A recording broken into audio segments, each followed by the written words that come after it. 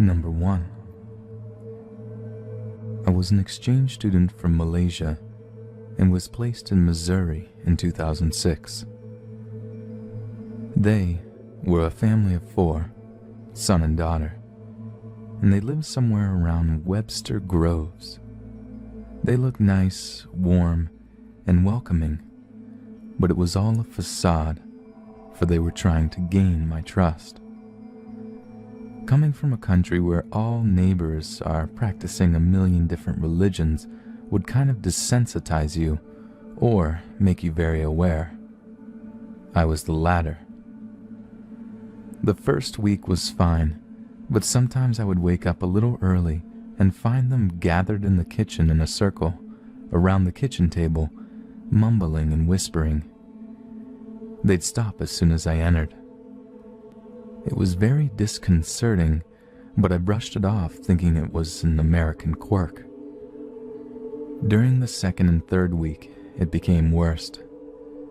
The boy wouldn't touch me because I'm born from sin, his words, and the girl was afraid of me because I spoke to the father whilst looking him in the eye.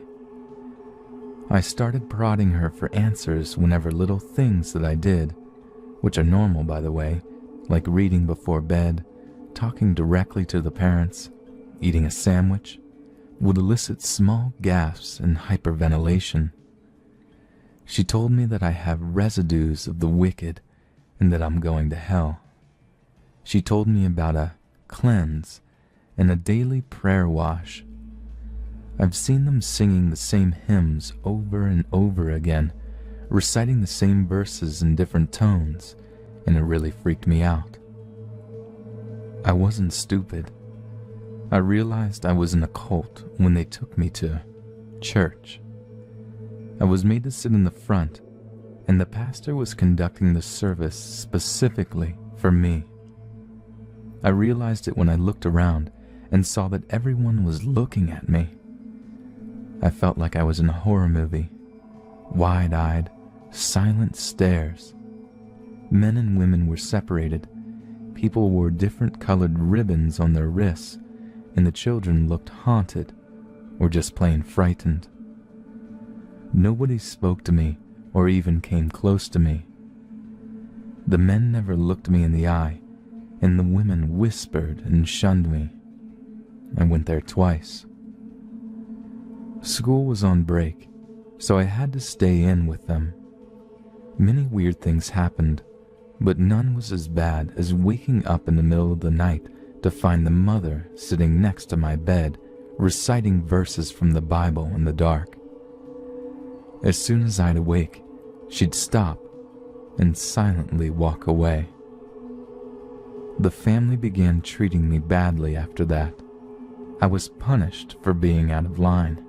No dinner, locked in till morning, no sweet drinks.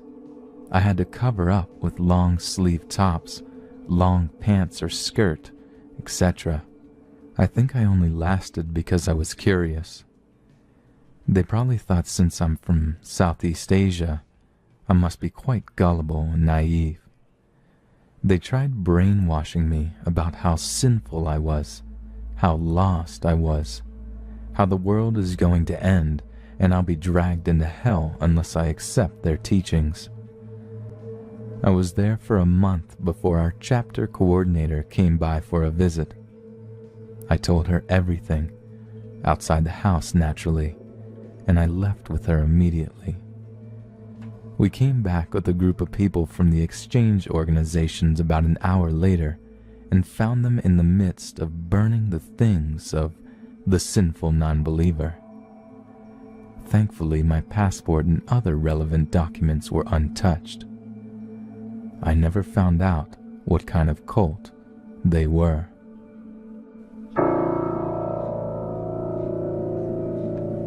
Number 2. I want to try to be concise and still give a proper breakdown of my time growing up in a cult.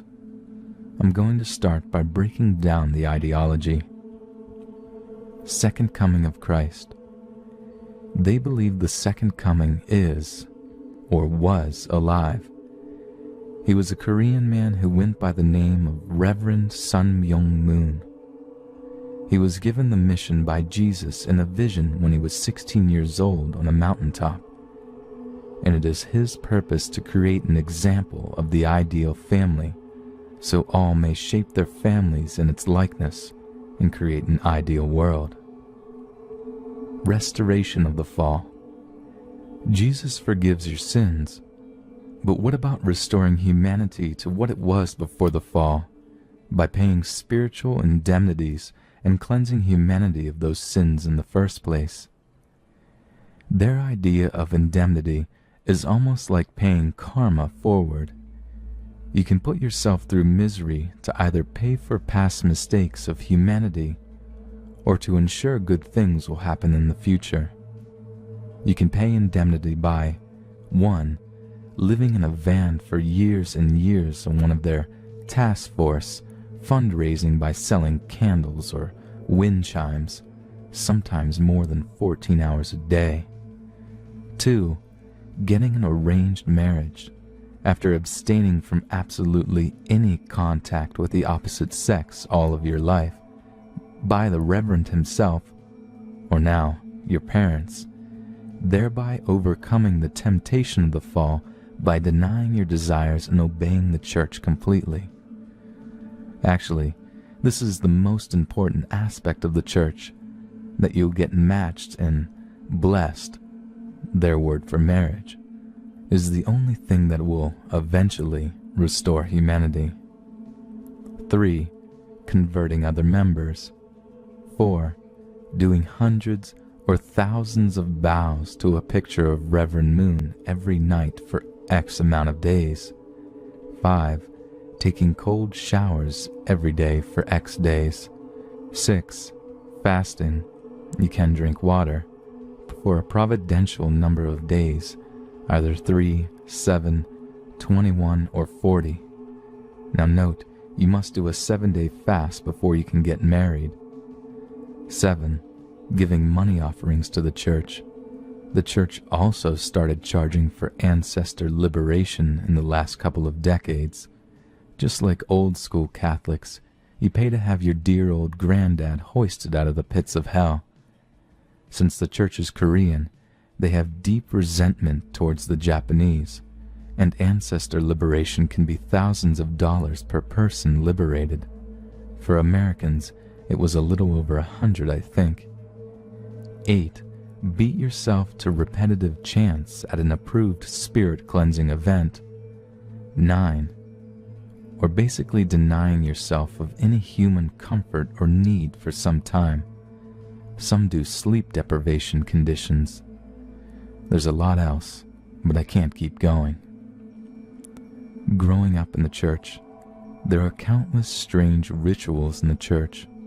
Like on your birthday, you and your whole family have to wake up at 5 a.m., go to your altar of Reverend Moon, say a prayer, and offer food.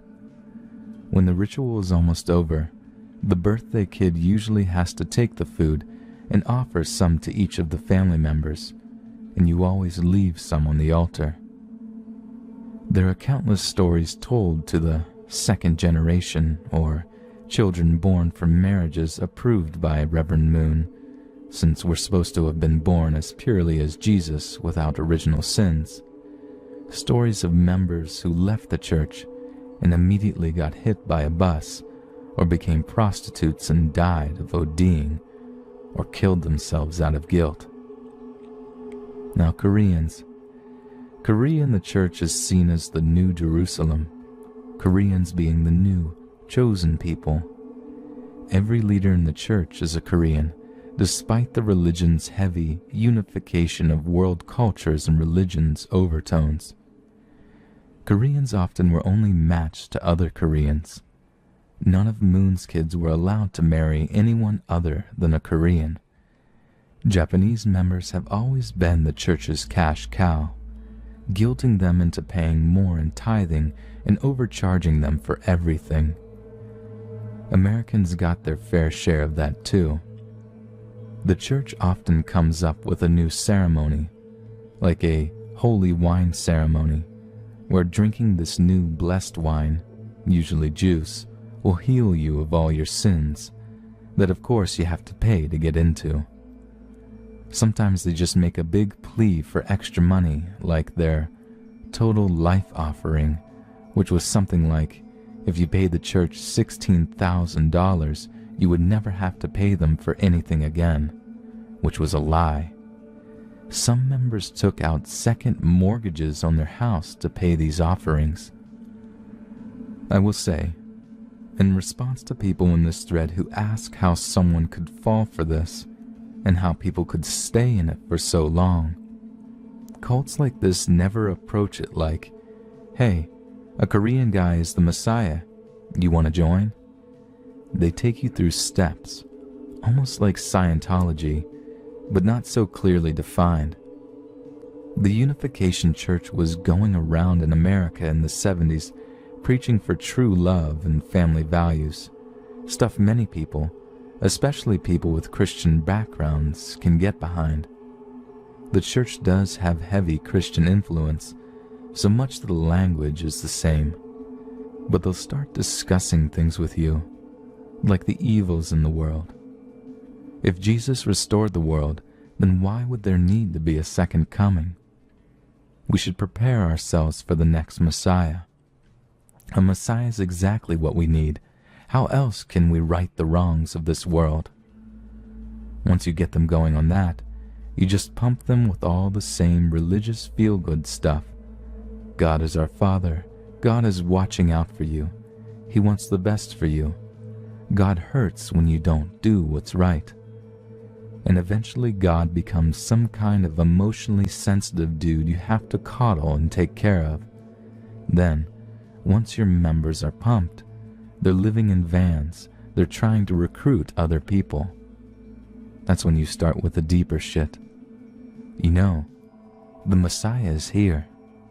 The tension has been building to this moment for literally years. The members are overjoyed and can't wait to do anything this guy says so they can be like Jesus' first disciples. No one thinks they're a victim. They think they're literally saving the world. It appealed to a lot of people who were raised Christian, but were dissatisfied with the contradictions or shortcomings of their parents' religion.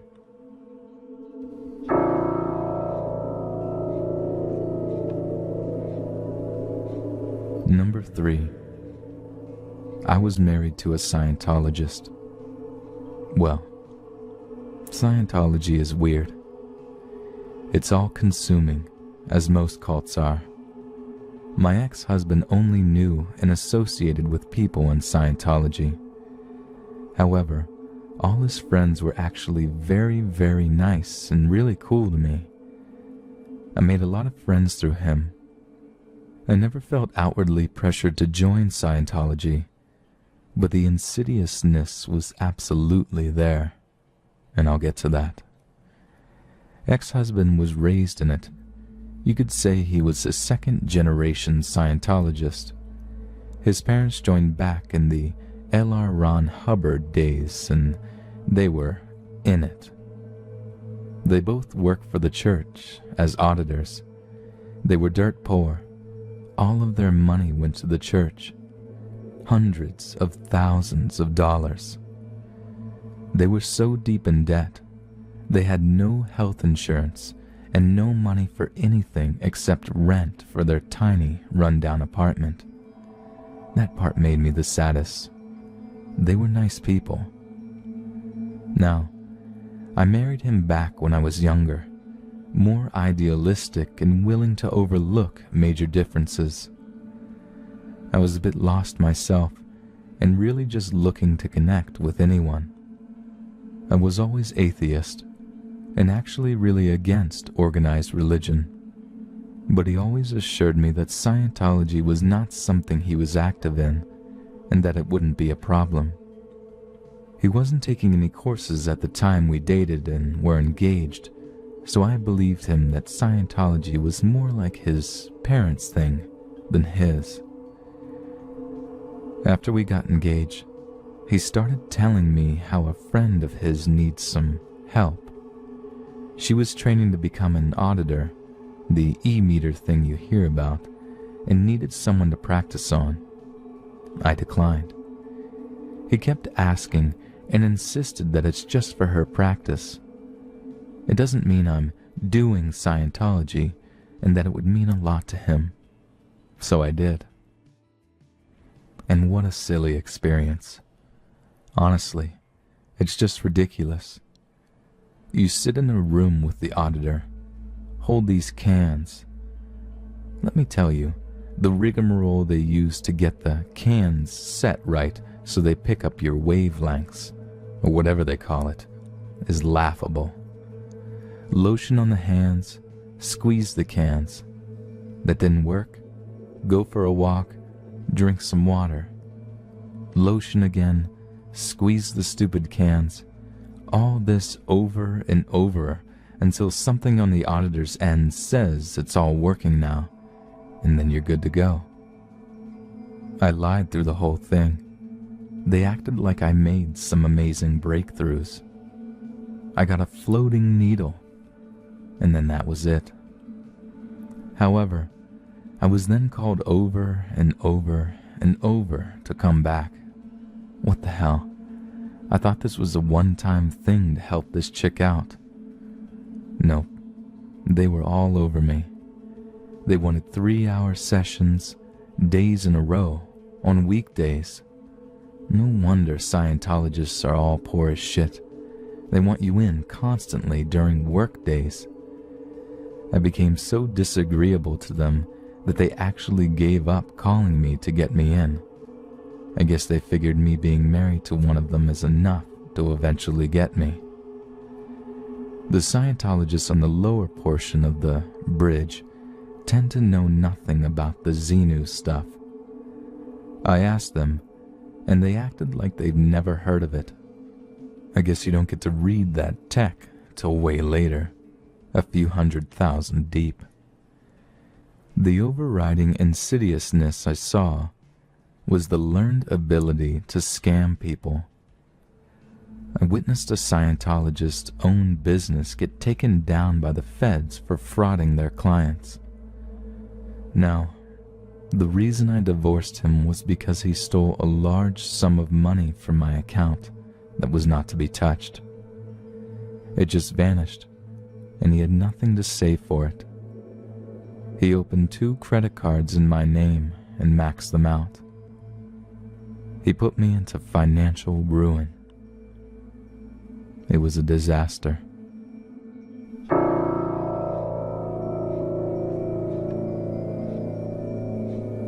Number 4. I was born and raised in a cult, and considered myself a member up until I left my parents' home at the age of 18.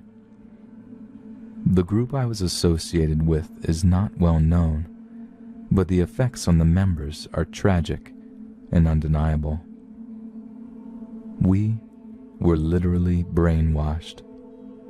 We had weekly services with a set program: 3 hymns, prayer, sermonette, hymn, announcements, main message, hymn, prayer. It never altered from that layout. As well, the messages we would hear were often videotaped sermons from maybe 5 main people at headquarters. The topics were extremely narrow: prophecy, the end is coming, self-improvement, all of you suck and you should hate yourselves, setting ourselves apart, don't talk to worldly people, they will taint you. There were many ways in which we were indirectly encouraged to harm ourselves.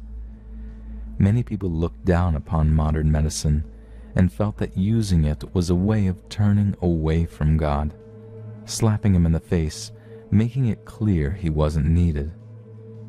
I personally knew people who died for their faith, waiting for God to heal them. On the other hand, when any of the main leaders fell ill, they were immediately rushed off to receive medical care. They controlled our diet. We pretty much were kosher, though they denied all influence or association from or with Jews.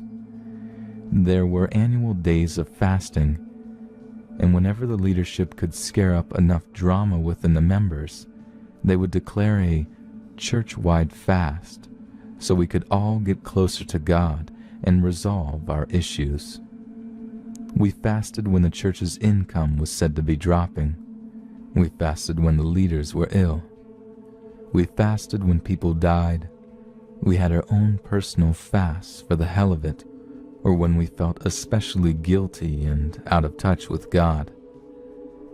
Parents were encouraged to get their children involved as young as possible. My parents tell me I started observing the annual fast when I was 3 years old. I remember one year when my brother was 2 or 3. At one point during the day, he just broke down sobbing because he was so thirsty. And yeah, we abstained from food and drink. We got obscenely dehydrated every time. Looking back, I just don't understand how a parent can behave that way. And they were so sex negative, I can't even describe it. We spent so much time and energy frantically thinking, I can't think about sex, that it was all we thought about. It was evil, dirty, wrong, and it would hurt if we weren't married. I literally built up so much fear over it that when I did finally have sex, as an unmarried adult, I had literally developed vaginismus, a sexual pain condition. The cause is often psychological. In my case, being so afraid of it hurting, that it hurt, which further fed into my fear. There was actually an entire message once where one of the leaders took on the subject, "Are we a cult?" And he actually went through a checklist with us. His conclusion that we were a cult, but that it was a good thing. We should be proud, only not. Pride is a sin. We should be pleased. You had to be baptized before a minister would marry you. You couldn't be baptized and marry someone else who wasn't. You couldn't marry outside the church. Some ministers wouldn't baptize you if they thought your only incentive was to get married. There were rampant cases of sexual abuse from the leadership, but we were always too fearful to report it. Always taught that it must have, in some way, been our fault. Traditional gender roles were enforced, i.e., women stay home, pop out babies, cook and clean. Men were to work and support the home. Having children, and lots of them, was strongly encouraged. Be fruitful and multiply, and all that shit. Adoption was frowned upon, even for those who were unable to have their own children. So many families were living in poverty because there was just too many children to take care of. God forbid that any of them have a medical condition that required constant treatment. We were robbed on a regular basis. They called it tithing. Not only did we give 10% of our entire income, but we were also to set a second 10% aside, to be used at a 7-day religious convention of sorts every year. And on every third year, we would give an additional 10% to the church. Imagine losing 20% of your income every year and 30% every third year. Imagine being poor to begin with. Imagine being told you are poor because you have been literally stealing from God by not diligently paying your tithes.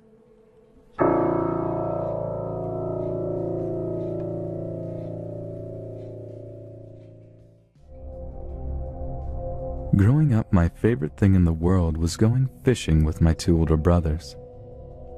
We lived in a very rural area and would often hike out into the woods to go to various creeks to go fishing.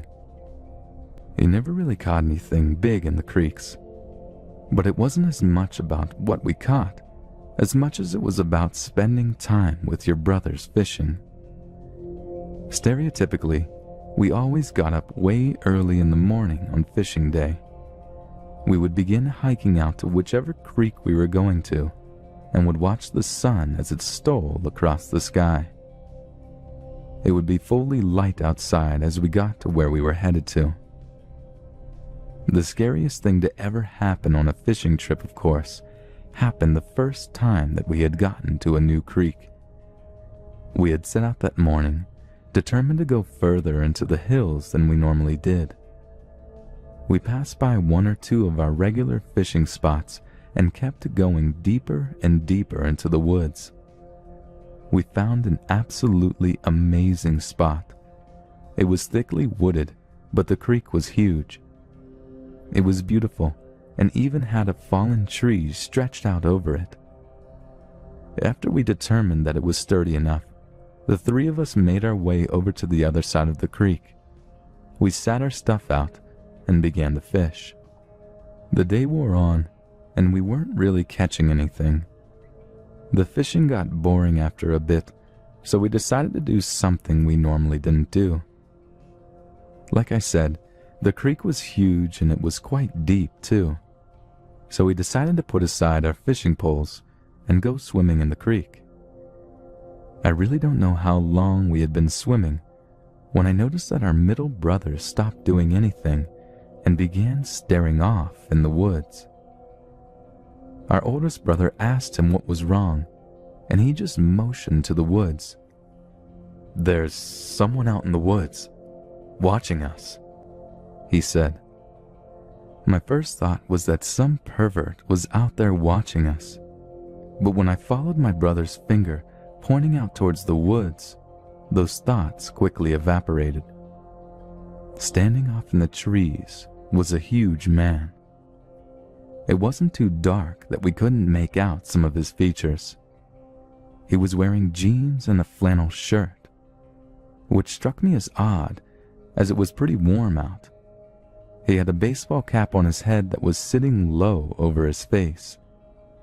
But the most striking feature he had was that he was holding what looked to be a rifle or shotgun in his hand.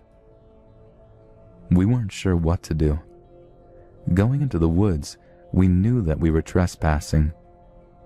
We never actually knew whose property we were on, but we did know that the places that we hiked and fished on didn't belong to us. Except up until this point, we had never gotten caught before. Both of us younger boys looked at our brother for instruction as to what to do.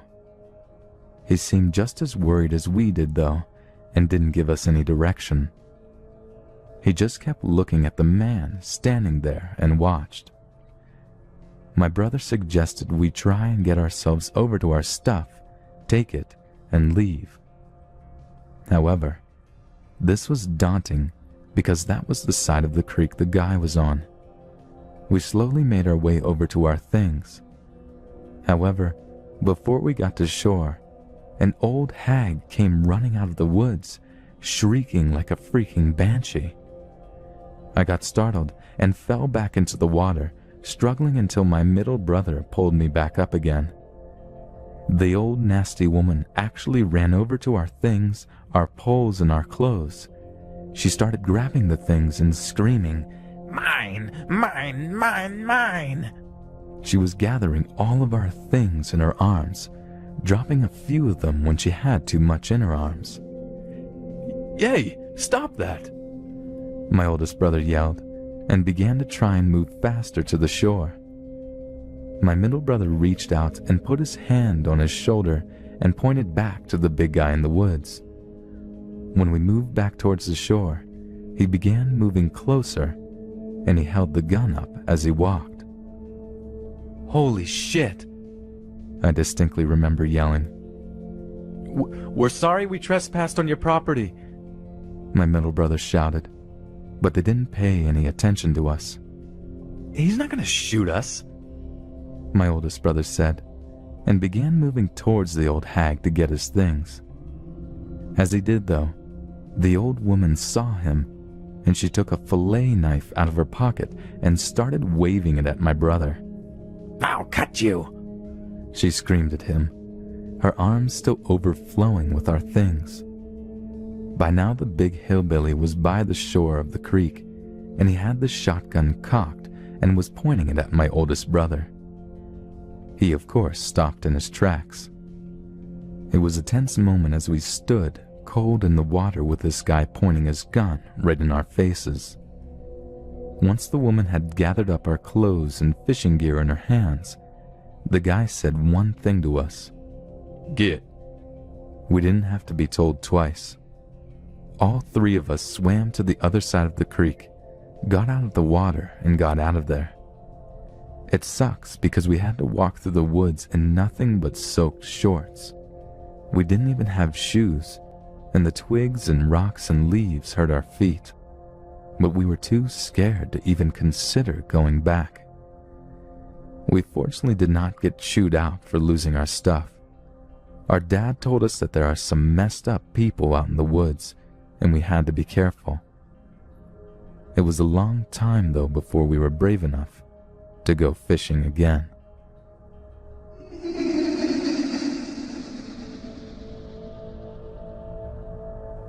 Growing up, my fraternal twin brother and I shared a room. I think both of us would have preferred to have our own room, but our dad used our extra room for a study. He was a lawyer and needed it as his office at home, I suppose. Anyhow, I slept on the top bunk, and my brother slept on the bottom bunk. The worst thing about sleeping on the top bunk is that I tend to have to get up several times a night to go to the bathroom. I guess I must have a small bladder or something. I also drink a lot of pop, which probably has a lot more to do with it. Or it might have had something to do with the fact that my brother tosses and turns all night, and it wakes me up over and over again. One night when I was 15, when I went to bed, I noticed that my brother had already gone to bed. I had originally intended to stay up and read in bed for a while, but couldn't turn my light on if my brother was asleep. Instead, I took my Android up on the top bunk with me and decided to play some games on my Nintendo emulator app. I played an old Dragon Warrior game with the sound off. Right on cue, no less than an hour after I got into bed, my bladder started telling me that I had to get up. So, trying to be as quiet as I possibly could, I put my phone down and got up and went to the bathroom. I did my thing, and then I came back into the room. When I opened the door, the light shone in my room for a second, and it must have bugged my brother a little bit because he grumbled something, flopped over, and was quiet again. I quietly apologized, but he didn't reply. Trying my best to not wake my brother up again, I climbed up the ladder, back onto the top bunk. I noticed when I got up there that my cell phone light was blinking green, which indicated that someone had sent me a text message. I picked up the phone, wondering who would be sending me a text that time of night. When I tapped the screen, my blood froze in my veins as I read a text from my twin brother that simply asked, "Hey bro, I'm gonna be out late with my girlfriend. Can you cover for me?" At first I thought it was a joke. My brother could have sent the text to me from the lower bunk when I was using the bathroom. It was the sort of thing that he may have done. I slowly texted him back. I thought that if he responded, I'd be able to see the reflection of the light on the wall from his cell phone. I asked him if he was joking. Immediately, he texted back and said, "No, why would you think I was joking?" I didn't see any light. I answered and said that I just saw him sleeping in the bunk below me, and that I didn't find this funny at all. The text back from Ian was almost immediate. He told me that it was definitely not him in the lower bunk, and if I was not joking, I had better get out of that room immediately. Scared half to death, I grabbed my phone, skipped the ladder, and jumped off the bed and ran for the door. Despite what might have been better judgment, when I opened the door, I had to look back and see who was sleeping in my bed. Part of me still suspected it was Ian playing a joke on me. However, when the light shone on the bed, it was empty. No one was there. Freaked out and confused, I turned the light on. No one was in the bed. I crept slowly over to the bed and looked under it, half expecting to see a face looking back at me. No one was there. I looked in the closet. No one was there. I guess the fact that there was no one there should have made me not scared, but it was scarier. I ran out the door and went to my parents and explained what had happened. I hated to throw Ian under the bus like that, but if there was an intruder in the house, I thought finding that person was more important. My parents and I searched the entire house, but we didn't find anyone or any indication that anybody had broken into the house. I wasn't able to go back to bed until Ian got home. It was just way too creepy. I never knew what I saw in the bottom bunk that night. All I know is there was definitely someone there.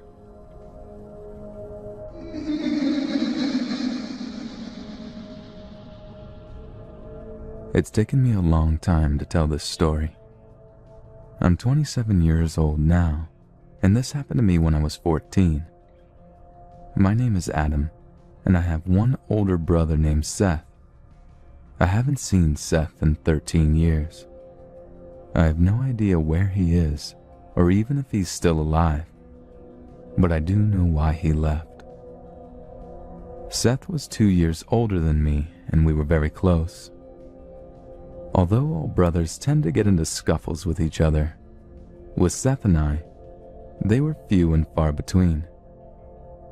For the most part, he and I did everything together. He taught me how to fish. He let me play football and baseball with him and his older friends. Although Seth was bigger and stronger than I was, he always sold me to other people like I was superior to him. He told people I was smarter than him. He told them I was the talented brother who was going to be so much more successful than anyone could dream of. I really loved him, and he was easily the best friend I have ever had. Around the time I turned 14, however, Seth began acting very odd.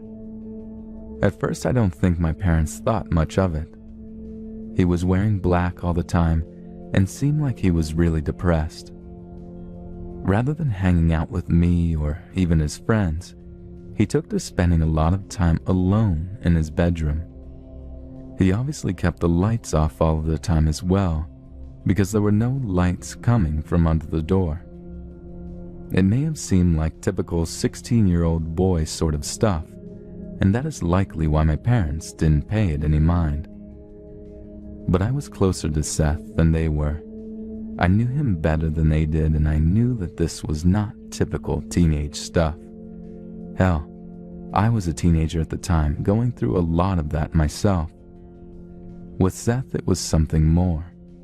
I would walk by his room at night, and I would hear him talking to someone. I never heard another voice, and I always chalked it up to the fact that he must have been talking on his cell phone. But the conversations were never pleasant.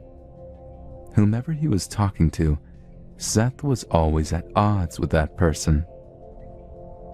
Whatever it was that was bothering my brother, he never told me. He never was angry with me either. He would say hello if I greeted him, and he always offered me a friendly, if not extremely worn-out smile. But rather than do anything else or say anything else to me, Seth would immediately go into his room, lock himself in there, and I wouldn't see him again for the rest of the day. After a couple of months of this behavior and no sign of stopping it, I was sitting at my computer doing some homework. I was having a difficult time with it, so I decided to take a break and chat with some friends on Yahoo Messenger. This was long before the days when Skype and Facebook were the norm. I got a message from an unknown user. I don't feel comfortable sharing the real name, so I will just call it Yahoo Stranger 1. This person sent me a message telling me, "If you don't keep far away from Seth, I'm going to kill you." At first, I was too alarmed to say anything, but after I composed myself, I messaged the person back. I told him that Seth was both my brother and my best friend, and I would hang out with him whenever I wanted. The person didn't respond. I kept sending him a message asking who he was, but he only responded, "You've been warned." I wanted to confront Seth about this, but he refused to talk about it. When I mentioned the message to him, there was a little bit of recognition in his eyes, but he just forced a very wary smile, tousled my hair, and told me there was nothing to worry about. He would take care of it. That was the very last time I ever saw my brother. The following day, he didn't come out of his room to go to school. I went up and knocked on his door at my mom's request, but he didn't answer. My parents tried to get him out of his room as well, but the door was locked and he didn't answer. My parents had to eventually pick the lock on the door, and when we went in, Seth wasn't there. What's more is that many of his things were gone, and there was a note on his bed that simply said, "Goodbye." My parents, of course, called the police and went through the whole missing child procedure. But it wasn't until I curiously turned on the monitor to Seth's computer that I got a little bit of information on what was going on. The very first thing I noticed was that Seth's Yahoo Messenger was up, and there was an open conversation. The conversation was with my screen name, and Seth's screen name was Yahoo Stranger 1. It was him that had sent me that message. Seth had also left his cell phone behind. I suppose this was to keep our parents from being able to track him. Remember all those times I thought I heard him arguing on the phone with someone? He had no calls in his history other than from my parents. If he was arguing with someone, it was not on the phone. But the true scariness came from the fact that there was a long and detailed conversation on the Yahoo Messenger.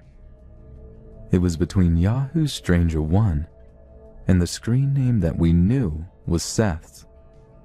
The conversation was horrid. Yahoo Stranger 1 was telling Seth over and over again to hurt me. There were these grisly and disgusting things that the messenger was telling him to do, and Seth's responses were adamant that he loved me and he wasn't going to hurt me. There was a message that night, the one after I told Seth about what had happened, that was the scariest. Yahoo Stranger 1, who I assumed now was Seth, told Seth to kill me. Seth refused and argued with him and pleaded with Yahoo Stranger 1 to leave him alone.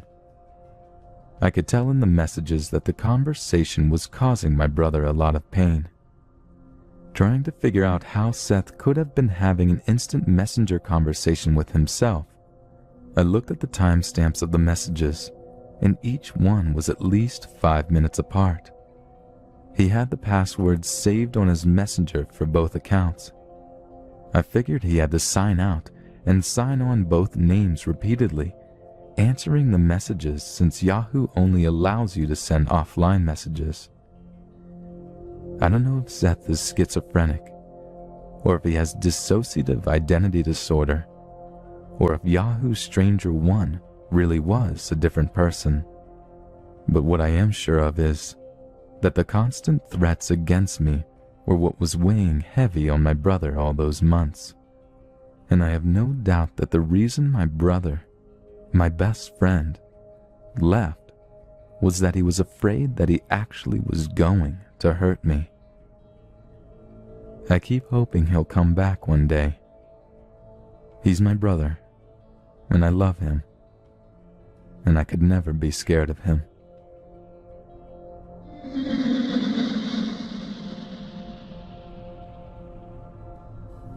My older brother was one of those people who liked to scare me and my other siblings as much as possible. I couldn't really blame him for it because, although I didn't like being scared myself, I was just as guilty as trying to scare our younger brothers and sisters as well. But kids are allowed to be a little hypocritical, aren't we? The thing that always scared me the most was this big old house that my brother and I walked by every day on the way to and from school. The town we lived in didn't have bus service for any of the kids who lived in the town itself, so we had to walk to school. It was a good half-an-hour walk. The house that my brother always talked about was a really old Victorian that of course looked like it hadn't been kept up in decades. The lawn was completely dead and there was not anything but brown grass. An old dead tree was in the backyard with a decayed tire swing swaying from it. Old broken bicycles, tricycles, and other contraptions littered the backyard as well. There was an old rusty shed there too. There was never a car in the driveway, and we never saw anyone leaving or entering the place. But we knew that someone lived there because if you walked by in the evening, you could see blue lights shining from behind the curtains as if somebody was inside, watching TV in the dark. Whenever the two of us walked by the house, my brother would always make strange comments about what was going on in there. I had to pretend like it didn't scare me, but I was only 12 years old at the time, and I was quite easily scared.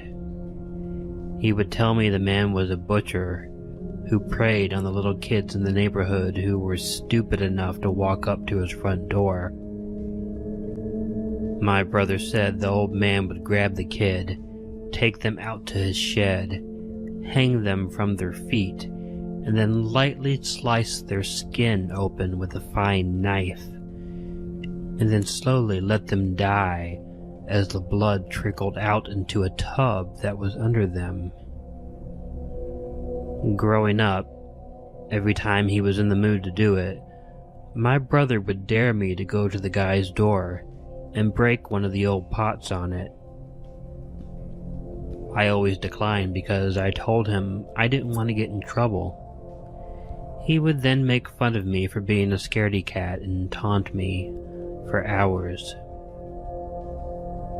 On Halloween, the year that I turned 12, rather than going trick-or-treating, I was invited to hang out with my brother and his friends. They were doing what we at the time considered mature things. We egged some houses. We lit a flaming bag or two. It was a fun night. Late in the night, my brother and his friends decided to haze the new guy, being me. They dared me to go up to the old Victorian house and break one of the pots on the porch. As much as I wanted to be accepted by my brother and his friends, I did not want to do that. And they taunted me for it. And it was humiliating. But my fear was much stronger than the humiliation, and I continued to refuse to do it. When the taunting got really bad, I angrily blurted out to my brother, "Well, if you're so brave, why don't you go do it?" My brother hadn't expected that, and it worked perfectly because one of his buddies immediately turned to him and asked him that as well. Suddenly, all the attention was off of me, and it was turned to my brother. He was really taken off guard by the development. Still, my brother had to prove that he had the guts to do it. It was one thing for his little brother to be taunted, but he knew he could never live it down. So, acting all brave, although I could tell he was really scared, my brother walked up to the porch of the old building. You could tell he was scared out of his mind, but he didn't let it show. When he got up the steps, he grabbed an old flower pot and pulled it over his head. As he held the pot above him, proud of himself for what he was doing, I saw the door open behind him. A huge man walked up behind him as he was about to throw the pot. His buddies started screaming at my brother, telling him there was someone behind him. He just looked at us all like he didn't believe us. He just thought that they were trying to scare him. As he dropped the pot on the ground and it shattered, though, the guy grabbed my brother around the neck and held him there. My brother's chicken friends all ran off immediately. I couldn't do that, though. My brother had just been grabbed by a lunatic. I ran up to them before the guy could pull my brother into the house and tried to pull my brother away. The man swatted at me several times. He was huge, and he was choking the life out of my brother. Not knowing what else to do, I realized I had to take the cheapest shot possible. It was the only way I could help my brother. I kicked the guy square in the crotch. He groaned in shock, but he didn't let go of my brother. So I kicked him again. And again. I kicked this huge man a total of 6 times before he finally let go of my brother.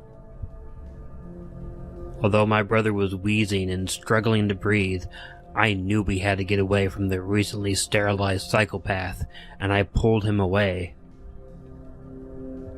It was difficult, but we were able to get out of his yard and down the street before he was able to do anything. Our parents called the police, but get this, they wouldn't do anything about it. My brother was not only trespassing, but he vandalized the guy's porch. We were all shocked and my parents were outraged, but the police did absolutely nothing. This man got away with it. Now, I'm the first one to admit what my brother did was wrong, but the guy was strangling him. Afterwards, my parents drove my brother and I to and from school every day. They figured it was best to avoid the guy as much as possible. The one good thing that came out of this was my brother had a lot more respect for me. It was at least 2 months before he began ragging on me again. But that's how brothers are.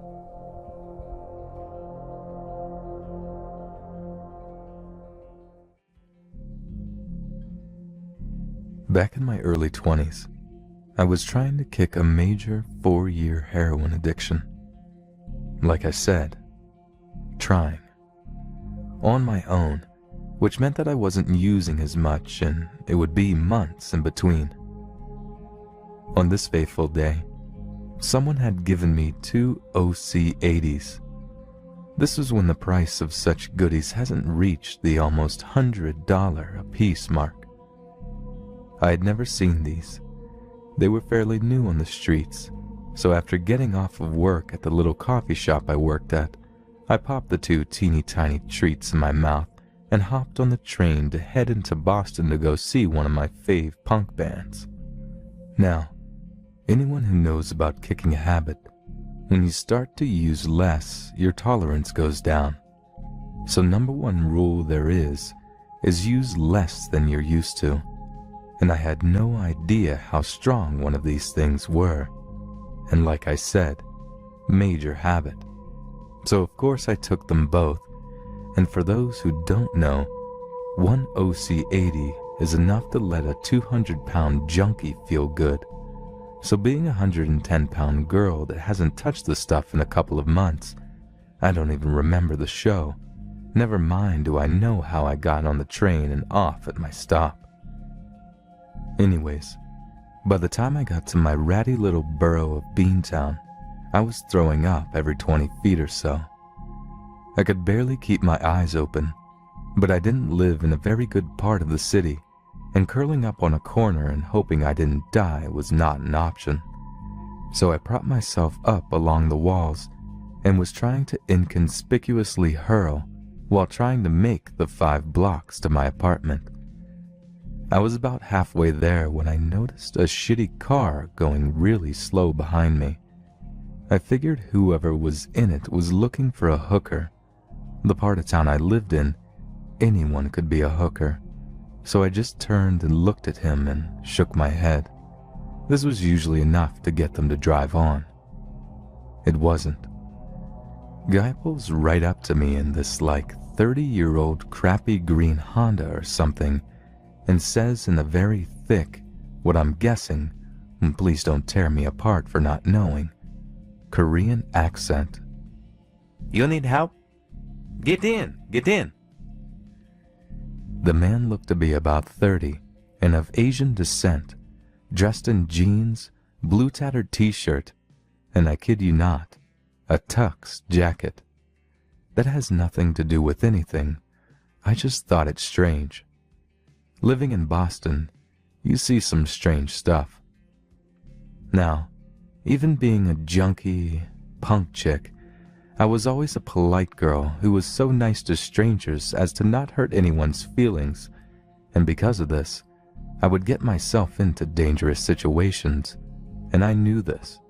So I just wiped the puke off my mouth and smiled at the guy and said, "Thanks, but my boyfriend is waiting for me just down the street." There was no boyfriend, and I actually had quite a bit of blocks to cover, but I was nice, not stupid. Well, not that stupid, considering the pill-sickened state I had put myself in. Mr. Man says, "You're sick. You need ride." Okay, guy can't take a hint. I told him again that I didn't need a ride, but thanks. I started to walk faster and cross the street. Unfortunately, it was a one-way, and he pulled up close enough to the curb that he could grab me from the driver's seat. Alright, now I'm getting scared. It's almost 3 a.m., and no one is out on this side of the street. "No, you get in now." I was feeling really sick and embarrassed at this point. I was trying to hold off throwing up in front of this guy, and I know I'm about to hurl again and getting pissed. So I yelled, "No, I know get in now. Look, dude, I'm not gonna suck your dick, so just fucking leave." And then I puked. Now, I was always on the small side and hung around and lived in places where it was a good idea to have some sort of protection. Tonight I had my gravity knife tucked in my boot, so when Mr.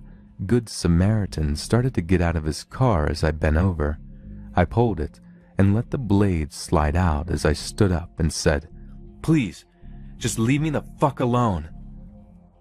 His eyes focused on the knife, and he got back in the car. Like I said before, his car was a piece of shit, so when he took off, it was really loud. I watched him turn the corner and started back on my wall crawl home. As I turned the next corner, lo and behold, there he was at the end of that street. He took off again when he saw me stop and stand there looking at him, but the whole way back home, I would either see him or hear his muffler. I still hadn't put my knife away because I knew if he actually got a hold of me, I was in no condition to be able to get him off of me without a lucky stab. He actually drove by me as I was fighting to open the door to my crappy little duplex. My roommate and I lived on the bottom floor, but once I got in, I felt pretty safe enough to crawl to the couch and pass out because my roommate's big-ass skinhead boyfriend was there with her and his pit something mix, who was a love bug, but smart enough to know when not to be. When I finally woke up the following evening, those things hit me really hard. My roommate told me she couldn't believe I had slept through all the ruckus. Apparently the dog had started barking around 4:30 a.m. and wouldn't stop, so they let him out of the room and tried to go back to sleep. But Rudy wasn't having that. They came back out to tell him to shut up, and he was running back and forth between the back corner window and the window behind the couch I was passed out on, which was the actual backside, finally standing on the couch over me and going batshit crazy, acting like he was trying to bite through the friggin' glass without me waking up. My roommate later told me she had checked to make sure I hadn't OD'd and died. This was the point where my roomie's boyfriend decided to go check out what the heck his dog was trying to kill. He grabbed the bat we kept by the door and made his way to the back where the window met the couch. He heard a lot of noise going on the other side. Living in a crappy part of the city, there was a lot of crap around the building. And then a car starting up, a loud car. By the time he ran to the front, the car was halfway down our street. When he made his way back around to check the window Rudy was trying to eat through, there was a bunch of crates to move from under the first window he was barking at, stacked up under the window where the couch was, and the screen had been cut where you put your fingers through to open it. I always read these threads where people say, "I'm getting goosebumps just writing this," and shake my head thinking so overdramatic. And now I feel like an a-hole, because there really is no way to describe how you feel reliving this. Over the next few weeks, the boyfriend and Supermutt stayed at our place because we kept hearing noises, and imagined or not, it scared the hell out of us. Quite a few times the boyfriend would run out when we would hear something, and would sometimes even catch a glimpse of the guy as he went around a corner, but he was never fast enough. Boyfriend would blame it on the guy being ninja fast, but we just knew he was too slow. Some may ask why we didn't just let Rudy out. This was a point in time in my state where they were thinking of outlawing pit bulls. They had a really bad rap. If we had let him out, Rudy would have caught him, and that would just end bad on a lot of levels. But seriously, what kind of person still tries to get into a house with a psycho pit bull and a 6'2" skinhead trying to kill you with a baseball bat? Now you might ask why we didn't call the cops. Well, like I said, I was into some bad stuff, and as a rule, punks don't like cops. However, the neighborhood I lived in, we all talked to each other, and some of them were cop callers. My next-door neighbor knew what was going on and called the cops one night when she heard someone in her kitchen. She lived alone. She locked herself in her bathroom and started yelling that the cops were on their way, but the guy was persistent and was trying to pick the lock from the outside until he actually heard sirens and booked it. The lady said she heard a loud car start and looked out the bathroom window that faced the street to see, you guessed it, a crappy old green car drive away. When I heard about this, I felt really bad. I mean, this lady was like 87 or so and lives alone. What would have happened if that dude got in?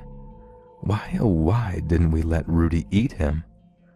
When the cops finally got there, the three of us were outside, so they started asking us if we heard or seen anything, so we told them what had been going on.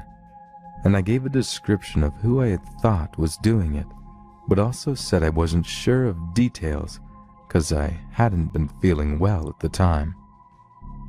The cop that was writing it down almost threw his pad and pen down, saying that if people like us, punk rock, smarted up and called the police, they could have got this guy.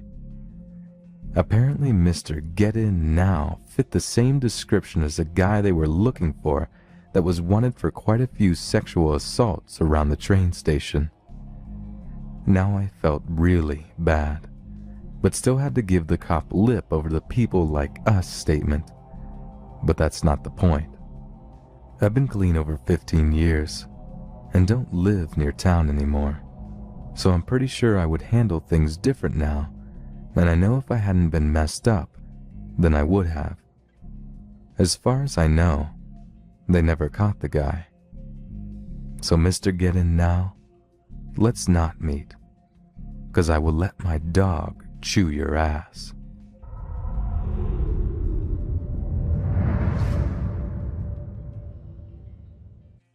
I use Tinder pretty frequently, and it's usually cool. Just meeting people, chilling, smoking with most of them.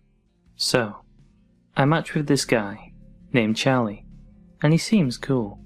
He's really cute, and he plays music, which is really appealing to me, as I also sing and play the piano.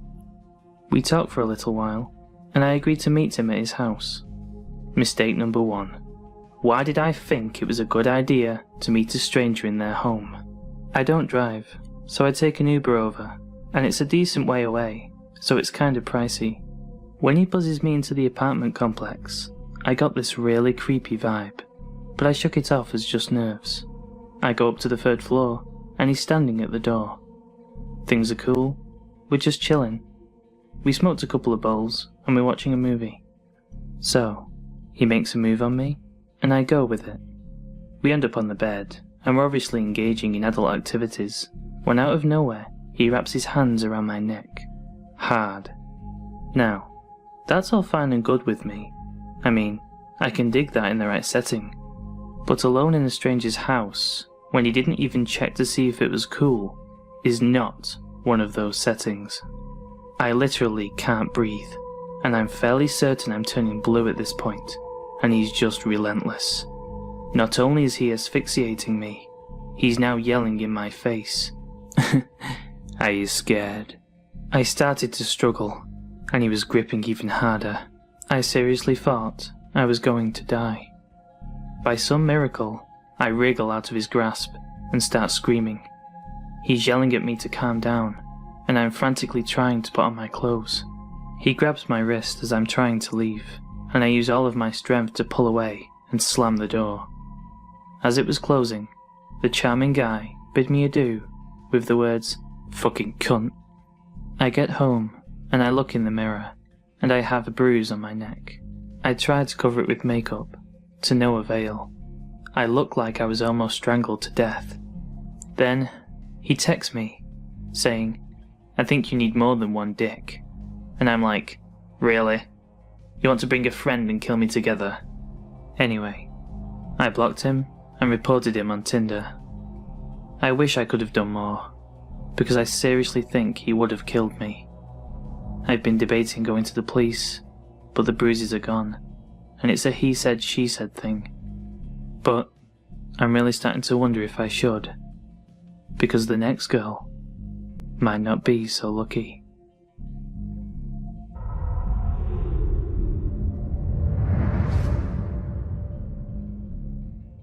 Despite a few creepy instances as a child, there has only been one time in my adult life that I have truly felt primal fear.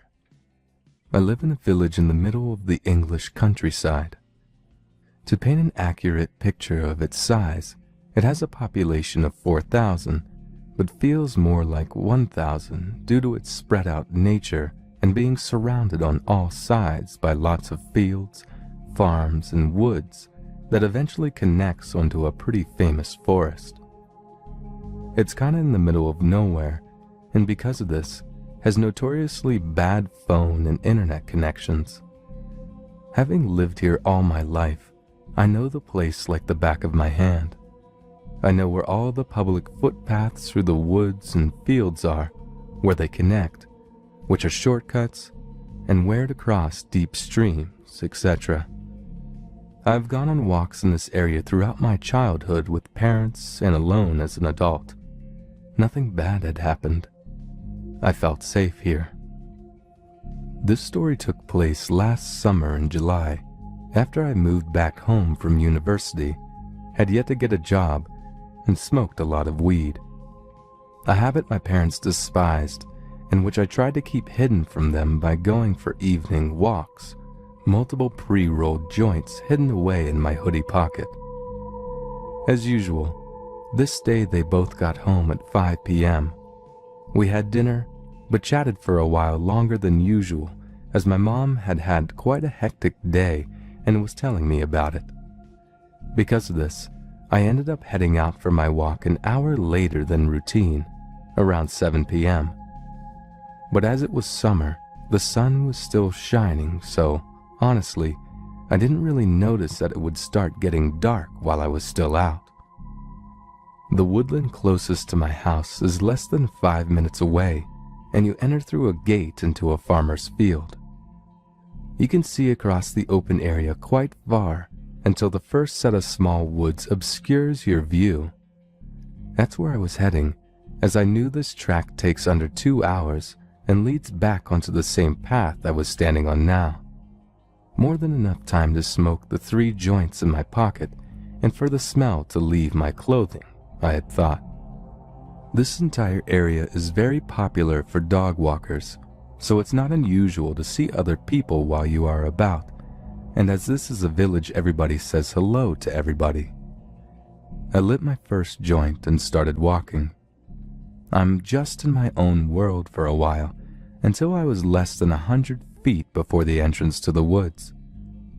An elderly man was coming out of them throwing a ball for his collie dog. I finished my joint and stubbed it out. As I got closer, I recognized it was John, who lived on the road next to mine and knew my grandpa. We stopped and said hello as I stroked his dog Max. While talking, I see another man coming out of the woods. No dog, bright green jacket, very tall, and had a good 10 years on me age-wise. Me and John chat another minute and say goodbye. He warns me not to stay out here too long, as it will start getting dark soon. True, the sky was bright pink and orange. The sun was indeed beginning to set. I hadn't really noticed. I continued on down the path towards the man.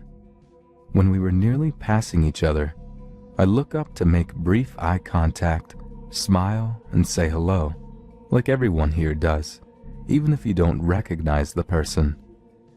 My eyes instantly met his. He was already looking at me. His dark eyes locked on mine. He wasn't smiling. I didn't know him at all, but I knew something was wrong. It was in his eyes.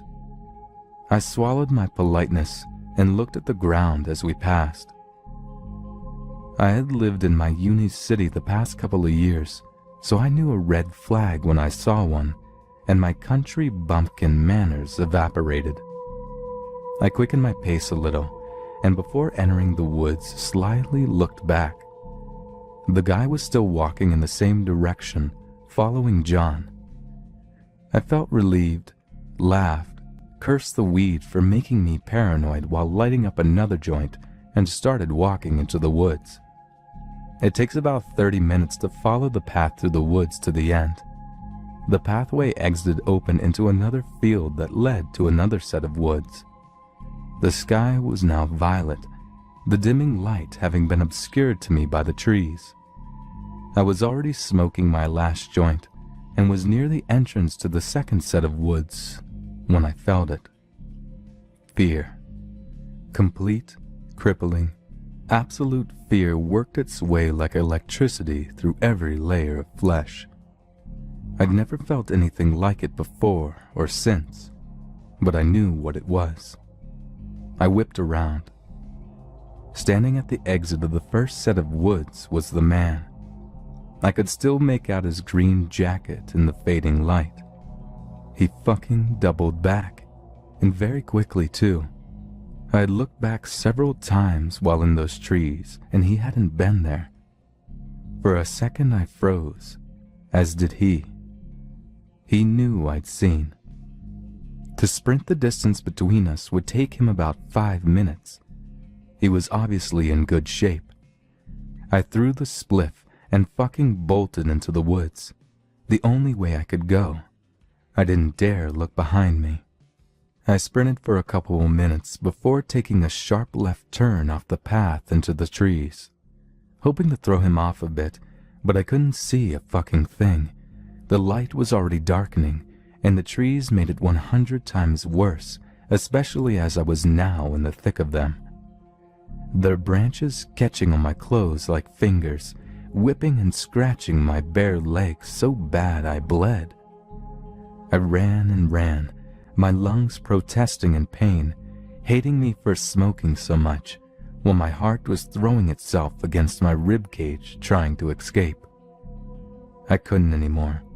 I threw myself on the ground behind a particularly thick trunk, my back against it, knees to my chest, hand thrown over my mouth to stifle my labored breathing, desperately trying to pump air into my lungs for the next sprint. I listened for the first time. A few seconds pass silently. Then I hear him. Heavy footfalls snapping twigs behind me, and about 20 feet to my left. I dare not look in case he sees me. I have my phone, but I know I have little chance of signal being where I was, and knew he'd either hear me talking or see the light from the display. I'm not ashamed to say at this point I start to cry, the tears falling silently down my cheeks. "What the fuck?" I hear a deep voice exclaim. "Where are you? I knew you're here. I saw you." I have to clasp both hands across my mouth to stop my scream escaping. I can hear him moving around. I panic, and I find enough courage to slowly peek from behind the tree. He was about 10 feet behind me, less than 20 feet to the left, with his back to me. I move back, and my eyes search the area around me. I pick up a pretty heavy rock. I carefully check on him again. His back is still turned, but he's searching through the trees, hunched down lower to the ground now. I make a snap decision, and with everything I had left, I threw the rock behind me and to the right. It clattered through the branches of trees and made one hell of a noise. I watched him immediately bolt in its direction, laughing. He fucking laughed. I paused a little, hearing his footsteps get quieter, until I thought I wouldn't be so visible to him if I moved and threw myself forward. I ran, trying to put as much distance between us as possible, but I was also aware that I was getting further and further away from home. I knew there had to be a stream somewhere close. If I found the stream, I can follow it, as it borders the land and ran parallel to some of the footpaths. I ran and ran until the trees finally cleared, and I can just make out another field through them on the other side.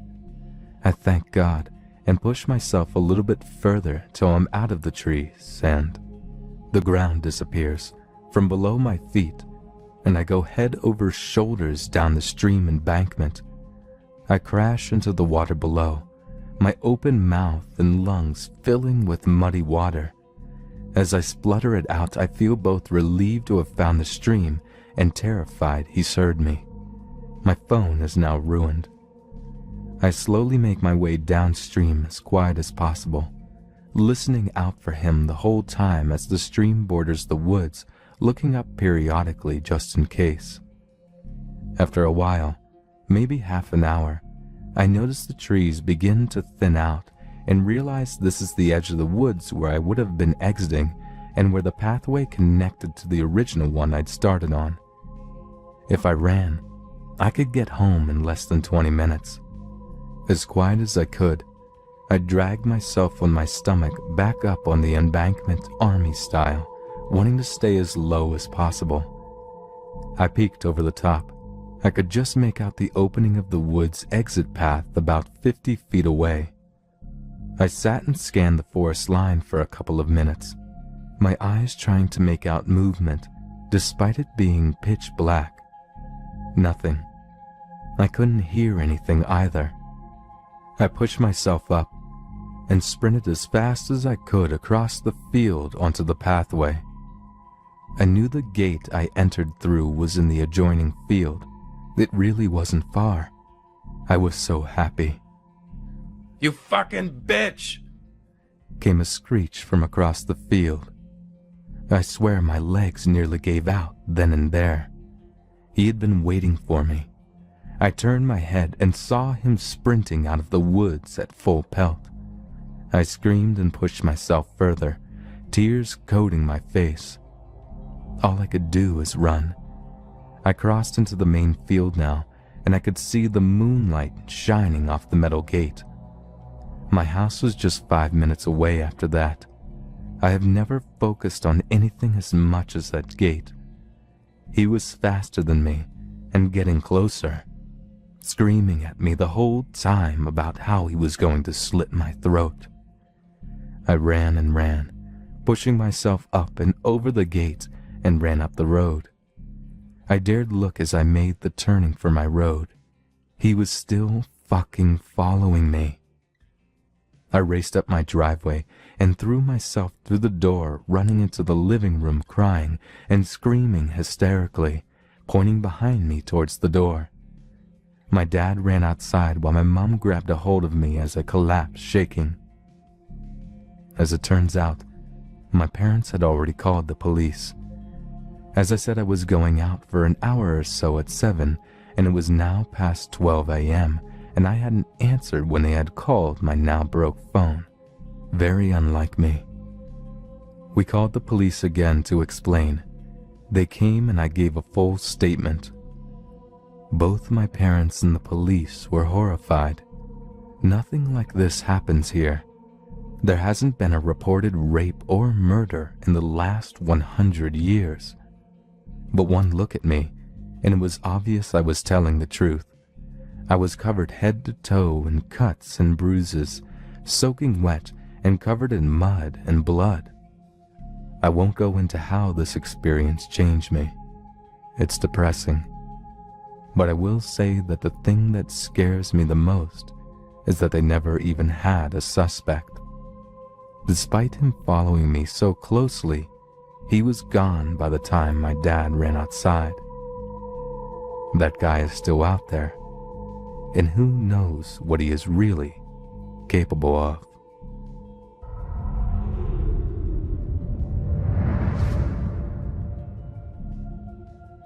My mum had been a drug addict my entire life. When I was younger, she constantly had people coming and going, and it seemed that a majority of the time, these people were shady. What did I expect? I thought I'd share one experience that still bothers me quite a bit. I was about 12 years old at the time. I was sitting on the couch watching Drake and Josh when there came a knock at the door. My mum wasn't home at the time, so I decided to turn the TV off and remain quiet. "Eloise, you home?" It was a man. I just wanted to drop something off. "Eloise." I stayed quiet. "Eloise, open the damn door. I'm not gonna hurt you." At this point, I was scared. Even as a 12-year-old, when someone says they're not going to hurt you, there's generally something they did in the past that would prompt them to reassure someone of that. Right? He started rattling the door handle. "I swear to God, I will break this door down.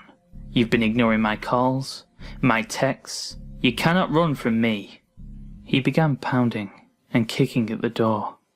I ran to the bathroom, because it was the only door with a lock, and hid in the bathtub with the curtain drawn. I decided to take my bath gun, as I was still young and had not yet outgrown playing with toys during bath time. I put a little water in it and a little shampoo in it. At that point, I heard what sounded like splitting wood, and then footsteps in my living room. I heard him go from room to room, all the while yelling, "Eloise, you can't ignore me now, you bitch." Finally, he came to the bathroom door and tried the handle. "Oh, so you're in there, huh?" More pounding. He kicked the door in and stood still for a few long moments before ripping open the curtain and peering down at me. He had slick black hair with piercing green eyes, a sad attempt at facial hair, black hooded sweatshirt, black jeans, black shoes, and he held a brown bag in one of his tattoo-covered hands. "Oh, even better. I've seen you around here before. You're Eloise's daughter. So sweet." He kept repeating that. "So sweet." It made my skin crawl. He walked over to the window and locked it before squatting next to me. "You're gonna come with me. How about that? I'll buy you some ice cream." I glared at him, trying my best not to look terrified. "Not much of a talker. Your mother could learn something from you." He reached his hand out and rested it on my shoulder. In one quick motion, I pulled my squirt gun from under my leg and began spraying it in his face. He didn't register it at first, but quickly began wiping his eyes. "What the fuck is this? What the fuck? What the fuck?" I hurled my body at him, causing him to fall back and hit his head on the toilet. I grabbed the brown paper bag and ran from the bathroom, out into the hallway and down the stairs. I caught my mum on the entrance steps and pulled her the other direction. "What's going on? You're making me drop my things." She quickly caught on that something was terribly wrong and ran with me to my aunt's house. After catching my breath, I described the man and what he did. She quickly recognized him as a man named Tony, whom she owed a lot of money to. I realized I was still holding the brown paper bag that the man had and gave it to my mum. She found a gun inside.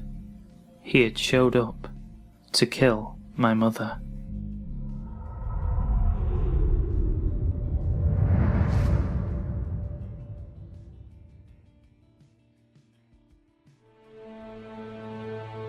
I live in the foothills of the Appalachian Mountains in northeast Georgia. It's a beautiful area with hundreds of miles of national forests, some great state parks, and a ton of fantastic camping places. Unfortunately, my hometown is also relatively poor. While there are some out-of-town residents from Atlanta and other places, a lot of people where I live are really poor. I do freelance work as a technical writer, so I can do most of my work online. If I didn't have that going for me, I'd have to move somewhere else. It's just one of those small towns that will rob you of your ability to accomplish anything in life if you stay there too long, without anything else going for you at least. Excluding a handful of doctors and lawyers and Georgia Power Company employees, the only employment in the area is at Walmart, fast food, and a couple of grocery stores. To the east of my town, there's a massive national forest. It's loaded with great camping sites and lots of relatively unused hiking trails. I really enjoy hiking on them with my dog, but it can be a bit of an unnerving experience sometimes. It's about a 10-mile drive from town, and there's no cell phone service or homes for miles. In the past, there have been lots of vehicle break-ins at the trailheads. The gravel parking lots at some of them glitter with bits of broken glass from what I'm guessing were car windows. Sometimes, there are really shifty people hanging around these trailheads or just driving around the Forest Service roads. These are really rough roads, and you'll see these beat-up $500 cars just barreling along roads meant for a 4x4. Some of the people you see in the cars look like the guy that got crushed by an ATM in Breaking Bad. All that being said, it's still a great place to camp. However, you just have to be careful. A few years ago, two of my friends and I decided to go play paintball in the national forest. Probably not legal, I know. We decided to turn the paintball expedition into a camping trip so we could play the next morning too. After a pretty uneventful day of shooting paintballs at each other, we drive a couple of miles to one of the more popular camping spots. Unfortunately, a church group or something had taken up all the spots in the area. This is really the only camping spot that we were familiar with, and it was getting pretty late. We decide to keep on looking, so we drive for about an hour further and further into the woods. By this time, it's getting a bit dark, and we're getting a bit worried about finding a spot. We all had GPS on our smartphones, but none of us had any service. We turn off onto an unfamiliar road that isn't in very good shape. In fact, it looks like the Forest Service rangers used a backhoe to block off the road with a mound of dirt. A broken metal barrier lay in the woods nearby. That said, it looked like 4x4 vehicles had been going over the mound, so it was pretty worn down. Our F-150 had pretty high clearance, so we decided to go over the mound. There was an old gravel road on the other side, and the road was pretty much clear of debris. We drove a few miles down this road and came across an opening next to a small creek. There was some blue tarps hanging over a plywood table nailed to a tree, which seemed kind of odd. That said, it was pretty much dark at this point, and we didn't want to keep driving around all night looking for a camping spot. We left the truck light running, and we set up the tent. As we were setting up tent, I started to notice that there was a lot of trash in the surrounding woods. I see a green bottle laying on the ground. I take a look at the label, and I see that it's a bottle of Home and Garden insecticide. I was really tired at the time, and I just thought that someone had been dumping their home garbage out here. None of us thought it was weird that someone would be dumping garbage in an area that is more than an hour from the nearest home. We set up camp, had some beers, and made chili from scratch. By this time, it was probably around 11 p.m. As we were eating, we noticed a faint glow from the other side of a nearby hill. At first, we thought it was moonlight filtering its way through the trees. However, the angles didn't make sense. It didn't seem to be a bright light, and it wasn't moving. It was kind of like that glow you'd see over a bright city. We couldn't see the light's source, though. Since there was no other access to roads in the area, we decided it wasn't other campers. The hill was about a quarter mile from our campsite, so we decided to go investigate. Under normal circumstances, I know I wouldn't have done so. However, we all had a few rum and cokes in our stomachs, and two of us, Jacob and I, decided to take a look. My other friend Isaac decides to stay behind to pop some popcorn over the fire. We start walking towards the light source, and the situation gets even stranger. All the trees in the area have their bark knocked off in a circle around their trunks.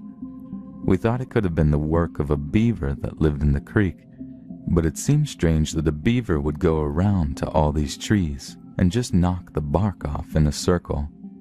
Jacob and I start talking about the ghost beaver in pretty loud voices, probably due to our drunkenness. As we're almost to the top of the hill, Jacob tripped and yelled, "Oh shit!" A few seconds after he yelled, the light, whatever it was, went out. We looked at each other and decided that maybe we don't need to see what that light was after all. We walk back in silence and keep looking back every few seconds.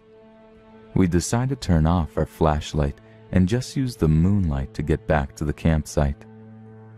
When we got a couple of 100 feet from the campsite, I can see my other friend Isaac walking around the campsite. He was wearing a hooded coat that I hadn't seen him wearing before. For some reason, he's carrying his paintball gun around in his hand. It seemed a little odd, we said to each other. The fire had started to die down, so we couldn't see our campsite very well. At this point, we'd probably been gone for almost an hour. From the distance, it looked like Isaac was looking for something. He kept walking around the site and was peering in the tent. When we were almost back to the campsite, we saw Isaac walk up to the road we came in on. We figured that he was going to go use the bathroom and didn't want to wander through the woods like us. When we got back, we sat next to the fire and waited for Isaac to come back. All of a sudden, we see him lurch out of the tent. He stumbles a few feet and vomits. After we left, he had a few more rum and cokes, he mumbles. We ask him why he kept wandering around the campsite with the paintball gun, and he gets a strange look in his face. They're locked up in the cab of the truck. Did you unlock it? We go and check the truck, enter the door code, and see all our paintball equipment just as we left it before. The keys to the truck were still hidden in a magnetic fob underneath. I get a sinking feeling in the pit of my stomach. Isaac, what were you doing after we left? I ask. I was just watching a movie on my phone, and then I fell asleep, I guess. But you were walking around with your paintball gun, right? Did you just change jackets? Isaac said he had been in the tent since we left, that he had been wearing the same unhooded fleece all night. Someone had been walking around our campsite, and it wasn't Isaac. At this point, all of us are way too drunk to drive, but we decide to go ahead and pack up and go back to my house for the night. We don't bother packing up the tent. We just fold it down with sleeping bags and everything in it. We jump in the F-150, and I start to drive out. When we get to the dirt hump, we see something gray blocking our path. The metal barrier that had been lying in the woods earlier is now back on its stand, right on top of the hump earlier. By this point, all of us had sobered up to the situation. No one wants to get out of the car to try to move the barrier. I had a metal guard in front of the F-150, so I drive forward slowly, tapping the metal barrier with the front of my truck. It falls right off. It must have just been balanced on top, and we drive slowly over it. We were terrified that it would pop one of the truck's tires as we drove over it, but it didn't. As we drive down the road, we see a vehicle following us with its lights off. It's probably about 1,000 feet behind us, but we keep catching glimpses of it as the moon reflects light off it. I start to drive as fast as I can on the Forest Service Road, and the other vehicle keeps pace. It doesn't get any closer though. It stays just 1 or 2 turns behind us. We can only see it when the road straightens out. After about 45 minutes of speeding along gravel roads, we make it back to the main paved road. I start to drive everyone back to my house, but I decide to go a different way just to be safe. I didn't get pulled over for a DUI, luckily. Camping can be fun, but very rural camping can be dangerous. I've driven past that metal barrier since that time, but it's always been in place. I would never go down that road again.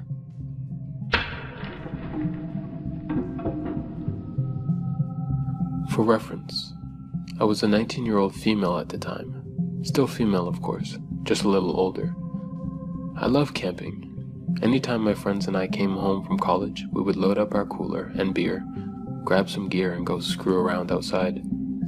Unfortunately, when I was actually at school, none of my sorority sisters or other friends ever wanted to go with me, so I would often suffer withdrawals from camping. One day, the weather was way too nice to waste, so I grabbed some of my gear, hopped in a car I borrowed from a buddy, and drove to a spot that was secluded, yet within a safe distance to civilization, that I could run and get help. Camping also creeps me out sometimes. but that creepy feeling is also somewhat of a pulse for me. It's the same reason that people read these stories. It's fun to be scared. So I make a little camp and get a fire going. I hadn't brought all that much to eat, but I was enjoying myself. Reading and looking around the area, that sort of thing. I got the feeling I was being watched, and I stopped dead in my tracks. I hear a twig crunch over to my right, then see a doe bolt from 100 feet or so in front of me. I laughed at myself and went back to the camp with an armful of wood I had gathered. I kept freaking myself out, hearing sounds just outside of the ring of light casted by the fire. I always get inside my head, so I shrugged it off and kept whittling at the stick I had been messing with. Around 1, I decided to go into my tent and snuff out the lantern. I had been slamming beer in the most unladylike fashion, and smoking cheap cigars. Another reason I like camping. I can't act however I want. So I passed out relatively quick. About 2 a.m., I start hearing footsteps. They sound pretty light, and sort of timid. I think to myself that it's a deer or another animal. More likely a raccoon because I had probably left some food out. I'm still on guard though. About 30 minutes of sleeping with one eye open, I hear a rubbing noise. And the tent fabric is being pushed in a bit. I don't know how I didn't shit my sleeping bag, but I just sat there paralyzed with my ka bar in my hand. I desperately wanted to thrust the knife through the tent fabric, but I was still holding out hope that it was some of my buddies from the frat joking with me. And then, as sudden as it had begun, it all stopped.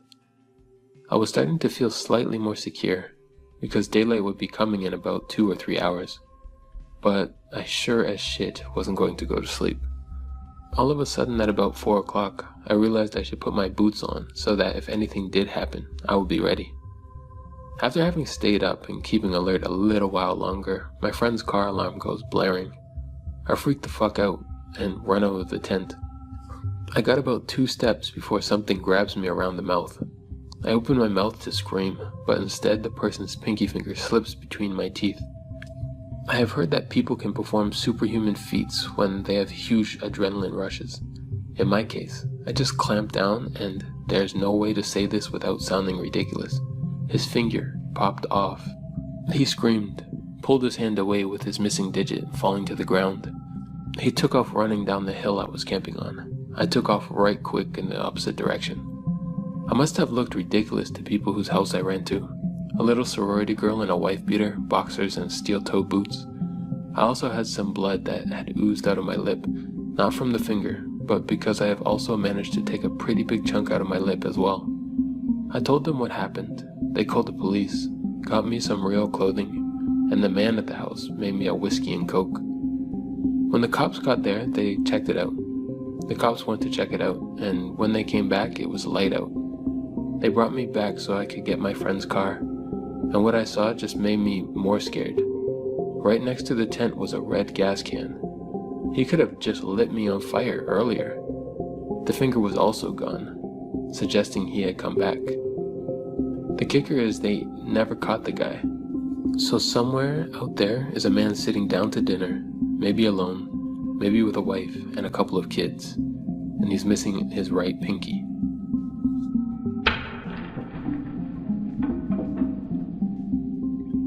Background.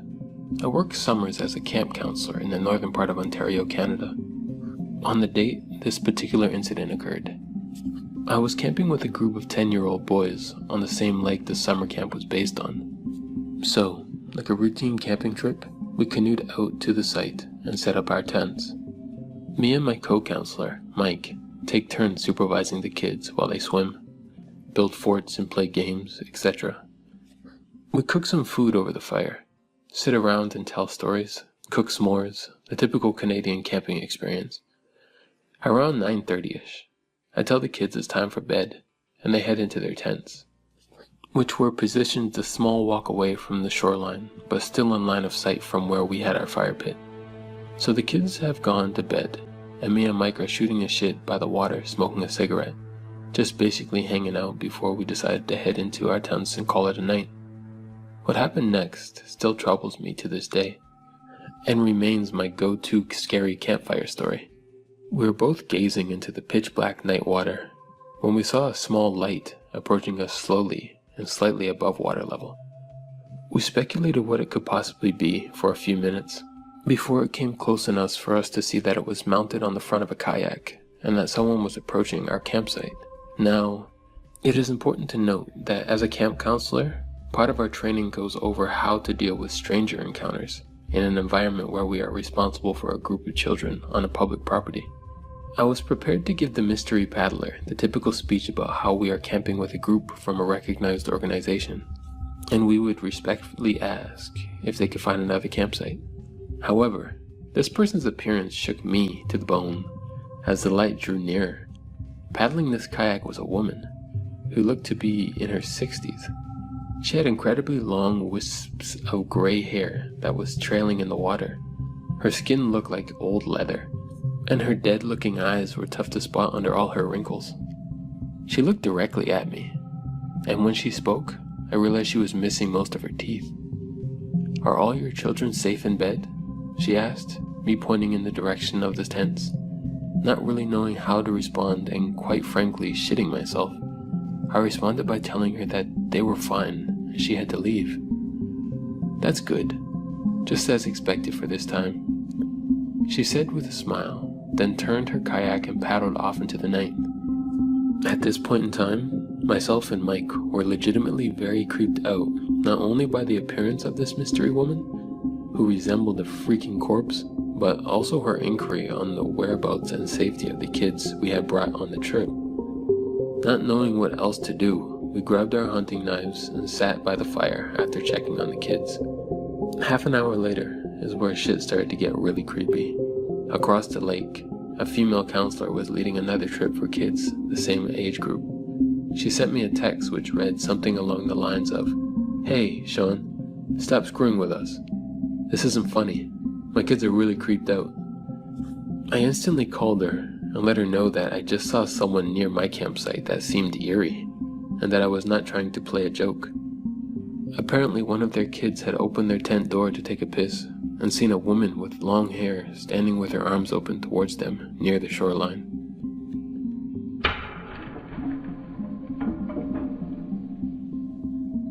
In May 2009, I had just broken up with my girlfriend of almost 3 years. We had moved from Calgary to Toronto, and were still stuck living together after the breakup, as we didn't know many people in the city yet. Needless to say, the situation was pretty stressful and upsetting, so when a buddy I was going to school with at the time suggested a weekend camping/fishing trip, I jumped at the chance. He grew up in an area about an hour outside of Toronto called Flamborough. It's really beautiful. Loads of lush forest, farmers' fields, and small rivers and creeks. We decided to camp and fish along a creek called Grindstone Creek. It's close to some wetlands, and the fishing is supposed to be great. We ended up setting up our camp in what was probably a farmer's field. I'm guessing it was trespassing on our part, bordered by a gorgeous forest. We spent the evening fishing, shooting the shit, and drinking some quality craft beers. As it got darker, we made a little fire and roasted potatoes and hot dogs. All in all, it was a really good night. We turned in just after midnight, and we shared a tent. My buddy fell asleep before me, and I stayed up playing on my phone until probably about 1:30. I must have drifted off, because the next thing I remember was being woken up by a high-pitched yipping type noise. I was kind of groggy, and it took me a moment to fully wake up. The yipping was incessant, and it sounded like a weird coyote. I laid there for a moment listening, and then started playing on my phone again, and the noise was annoying as hell. I tried ignoring it, but it sounded like it was getting closer. Finally, it sounded like it had to be no more than 10 feet from the tent. At this point, I was getting a little unsettled. I had seen coyotes in Calgary before, and I thought of them as pretty harmless. They never looked much bigger than a smallish dog. But what if this one was rabid or something? What if it could smell our food? I had a pretty bad anxiety disorder, so I'm prone to worrying about these types of things. I nudged my buddy to see if he was awake, and he was. The noise woke him up too. We discussed what to do about the coyote, and as we hadn't brought anything to scare off critters, not a BB gun, nothing. Finally, he decided he would shine the flashlight on it and holler a lot, hopefully scaring him off. He unzipped the tent, and I watched him pointing the flashlight out into the darkness. I'll never forget what happened next. His leg suddenly went all wobbly, and he sort of stumbled backwards into the tent. He had a really dumbfounded look on his face when he looked at me and babbled, It's not a coyote. It's a dude. It's some weird dude. Normally, I would have thought he was messing with me. I'm a huge wimp and scare easily. I won't even watch horror movies.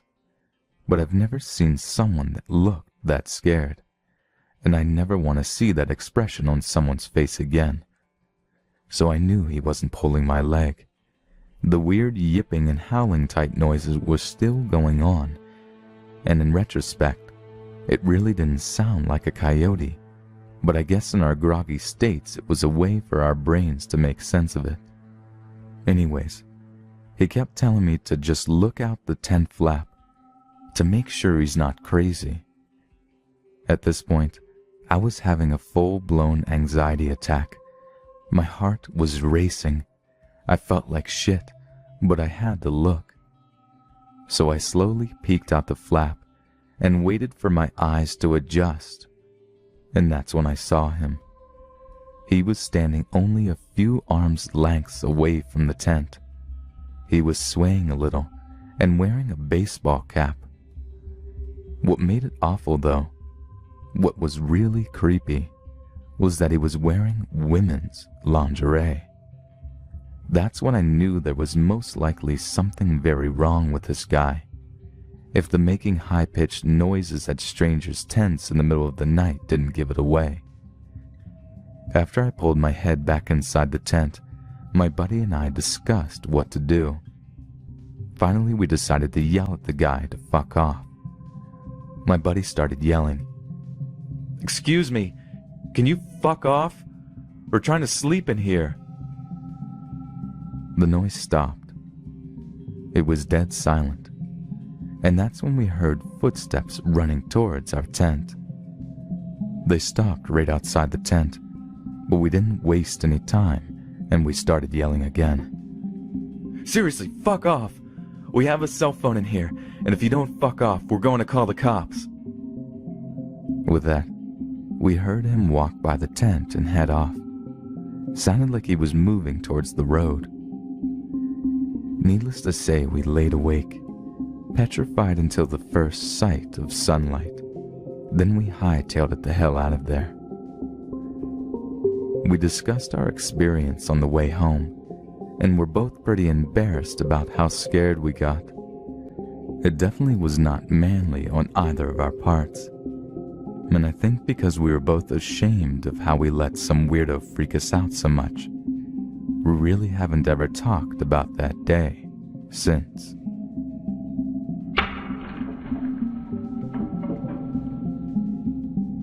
I'm a uni student now, but this incident happened when I was in the 8th grade. When I was around 14, I studied a subject, focusing on outdoor pursuits, for our final assessment. 2 teachers took my class on a one-night camp where we could do activities like rock climbing, kayaking, trail walking, etc. I live in Australia, around an hour from a state forest that was notorious for the backpacker murders. Several bodies have been found, and several more remaining missing. I'm pretty sure all of the murders were linked to the same serial killer. Anyway, in the morning we leave the school and drive out in the bus. When we reach the road that leads to the entrance to the forest, a police car is parked to the side. He spoke to the teacher for a moment, but I didn't hear anything, and no one else seemed to notice or care. Fast forward a few hours, and we're trekked, about 20 of us, to the camping area, somewhere in the middle of the state forest. Some parts are state, Some were privately owned, I think. Whilst kayaking that afternoon, we noticed a helicopter doing flybys, but again, my classmates never suspected anything. A couple of mates and I were the first to leave the water, and helped the teacher with some equipment and started building our own rafts. I was standing off to the side when one of the national park guides walked over to one of the instructors and talked in a hushed, slightly stressed out tone. I remember hearing the instructor say stuff like, "You're kidding. I don't believe it." He just looked shocked and taken aback. So at this point, I started connecting the dots, but I didn't say anything to my school friends. Around dusk that night, I got to use the toilet block, which is around 100 meters from the main campsite. As I go in, I remember a guy walking around the other side of the block. I didn't see him very clearly in the diminished light, but he kept glancing around with nervous body language. I couldn't see his face clearly. He wasn't part of our party, and to me, it just didn't fit. I didn't think much of it at the time. Fast forward to the next morning, when we get back to the car park, the teacher tells us that a body was found in the dam not far from where we were. They didn't want to tell us so as not to frighten us. We later found out it was a young guy who was killed with an axe, and the guy who did it was related to the serial killer who hunted in the same area. I don't know if that guy I saw had anything at all to do with the murders, but it freaked me out a lot afterwards. Haven't been camping since.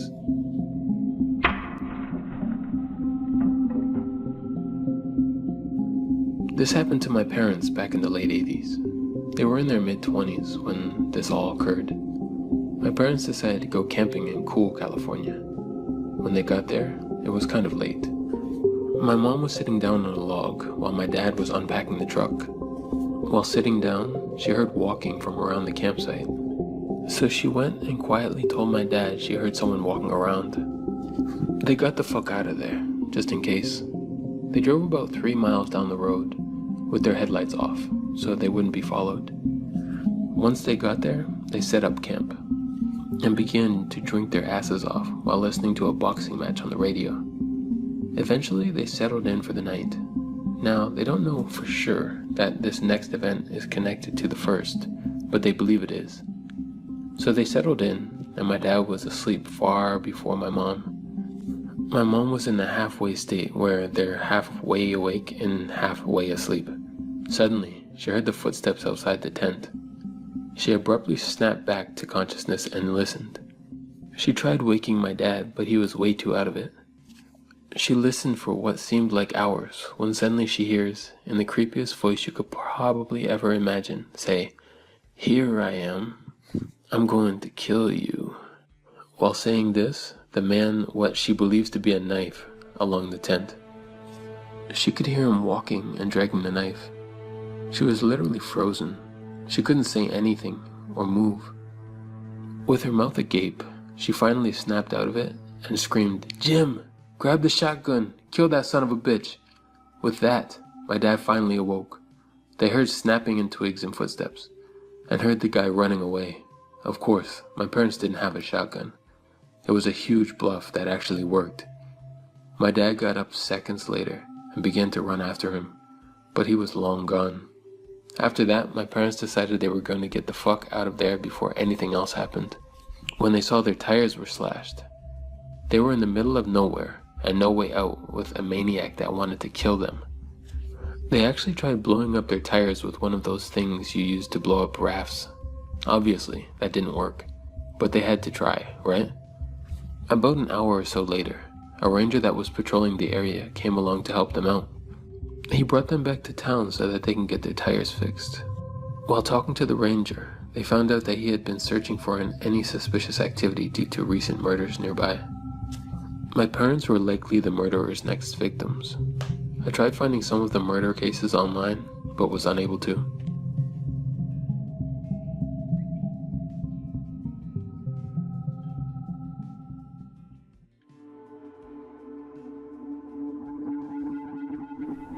My mother recently told me this story.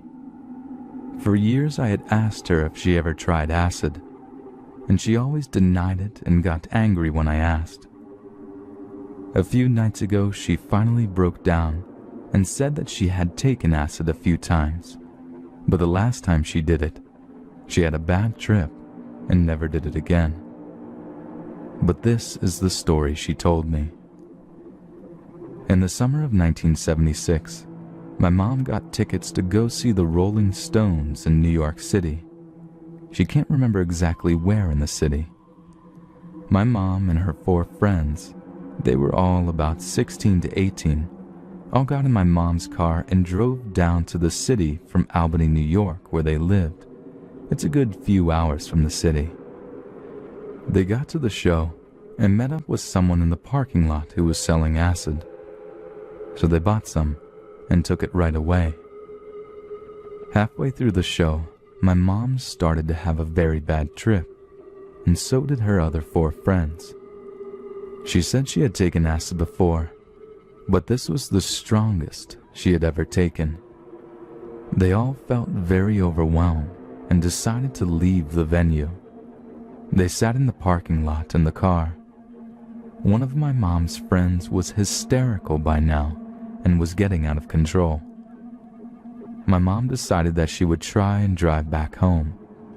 A few minutes into the drive, it started to rain really hard, and my mom realized there was no way that she could make it home on that much acid. So she parked the car on the side of the street in the Bronx and locked the doors. Most of the girls were trying to keep the other one under control, so my mom just curled up into a ball in the front seat and was trying to wait it out. An hour goes by, and the acid just seems to grow stronger, when she hears a knock on the window. She looks up to see a man knocking on her window and says, "Please let me in the car. It's raining out here. Let me sit in there till it stops."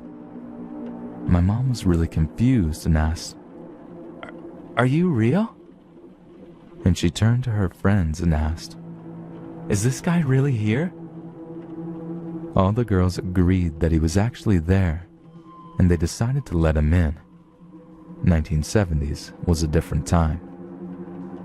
My mom goes to unlock it, but is having trouble. It's dark, and she's on a head full of acid. The guy starts to pound very heavily on the window now, shouting, "Let me in, you fucking whores!" My mom is still trying to open the car door, but just can't do it, and starts to cry. She looks up at the man, and the thought crossed her mind, "That's an ugly fat fucker." She says, I can't open the door." And the guy looks behind him and darts away. Another car was coming in their direction. My mom and her friends stayed in the car that night when it finally wore off, and they drove home the next morning. About a year later, my mother was working in a restaurant as a waitress, and a news break comes over the television. She had heard about the recent serial killer on the loose in New York City that has been going on since the summer before. When she looked at the TV, there was Son of Sam, David Berkowitz, a well-known serial killer, and the same man who was trying to get into my mother's car that night. At first, I didn't really believe my mom. Shit sounds so fake, and so I did some research. Here are some facts that do back up my mom's story. David Berkowitz was on a killing spree during July of 1976, the summer of the concert, to April 1977. He mostly attacked young women sitting in cars. He preferred his victims to have long, dark, wavy hair, which my mother and her 2 other friends had. In the summer of July, August, and September of 1976, David mostly killed in Queens and Bronx. He seemed to really dislike women, which makes sense of calling my mother a whore for no reason.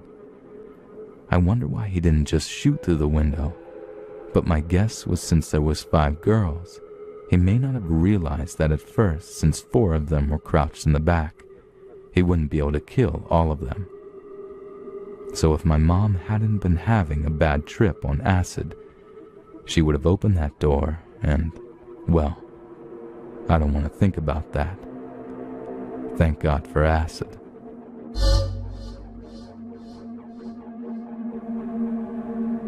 I didn't accidentally stumble into LSD. I have done mushrooms about 5 to 6 times, the last being a year ago, and never experienced anything that resembled a bad trip. I have also read countless articles about LSD. I'm the type of person that likes to know exactly what to expect when taking any drugs. I knew exactly what to do to have a good trip and how to stop a bad trip once you feel it coming on. But sometimes, reading and learning cannot prepare you for what is to come. I'm not going to describe to you every detail of the trip because, to be completely honest with you, I'm not ready to even think about certain aspects of this trip. It literally scares me to the deepest parts of my soul. It happened last Friday night. I had been at a friend's house drinking. Mistake number 1. I would advise anyone thinking about doing LSD or even shrooms to not drink beforehand. It was a cold and rainy night. Mistake number 2. I would say that cold weather has a definite impact on a trip. I wouldn't necessarily say that you need to do it on a warm and sunny day, but those are the ideal conditions. We were going to head to a house party of another friend's, and right before leaving, my friend told me that he had a few hits of acid and asked me if I wanted to try some. I said sure. Mistake number 3 and 4. Do not suddenly do LSD.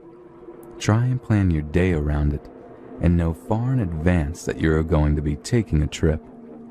Also, I cannot tell you how important this one is.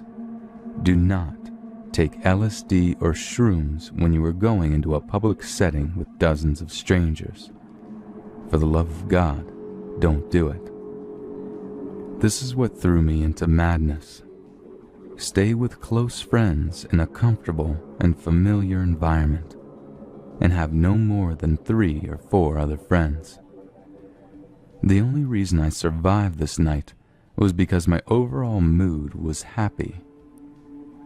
Now, do not take shrooms or LSD if you're feeling sad or depressed. I can't fully remember the first 45 minutes of my journey because, like I said earlier, I was a little drunk. And then mistake number 5 happened. When I started realizing that the trip was about to start, I got really excited and kept telling my mind where I wanted it to go. I would advise against doing this. Just be relaxed, calm, and in a general happy mood. Don't try and tell your mind where to go. Just let it go. It took another 25 minutes of me just sitting there and waiting for the trip to start. I've read so many articles about the colors and imagery you see, but I kept focusing on objects that I thought would start to deform, but nothing did. Mistake number 6. You are not God. The trip will start sooner or later. Don't get sad that you aren't feeling any effects. For some people it takes 30 minutes to start. For others, it can take upwards of 2 hours. I knew this before I took the LSD, but for some fucking reason I didn't listen to the previous warning I had learned about. I started getting more depressed and thinking that I was different and that I wouldn't get to see anything out of the ordinary. Boy, was I fucking wrong. The next half an hour was about the same, and then it started. At first, it was beautiful. I was sitting in a room with 2 of my friends, and they were talking about just random things. But every word they spoke felt like it came right out of their mouth like a wave and absorbed into my body. I could feel their conversation. I took out my phone and started looking at my pictures. I spent a good 5 minutes, at least I think, but I can't be sure. At this point I was starting to lose my grasp on time, looking at each picture and observing the faces of my friends. The faces would change colors and start morphing. It felt like the faces were morphing into the representation of the person's soul. I don't really know how to describe it, but at the time I felt a complete and utter connection with each picture. People started coming into the room we were in, and I know for a fact that this was what completely turned what was previously a really great trip into the worst 6 hours of my entire life. I couldn't stand seeing new faces. My mind was telling me that these strangers knew nothing about me, and that no matter what I would say to them, they would never care. My friend, who was my babysitter or guide, saw that I was no longer smiling and took me out of the room and into the backyard right away. He told me to calm down and remember that I was tripping and that anything negative that was entering my mind wasn't reality. This gave me a sense of relief for about 10 seconds. All of a sudden, I was completely disconnected from my friend. My mind started telling me that there was no connection between him and I, and that no matter what he says, it's all lies. I started thinking about how I came into this world alone, and there was no way that I would ever connect with anything, and one day I would leave the world all alone. Imagine having the strongest feeling of despair you have ever experienced. Multiply that by 10, and you might understand what I felt at this moment. I told my friend that I'm completely cool, and walked off. These were the first words I had said in over an hour, and the last words I spoke for the next 6.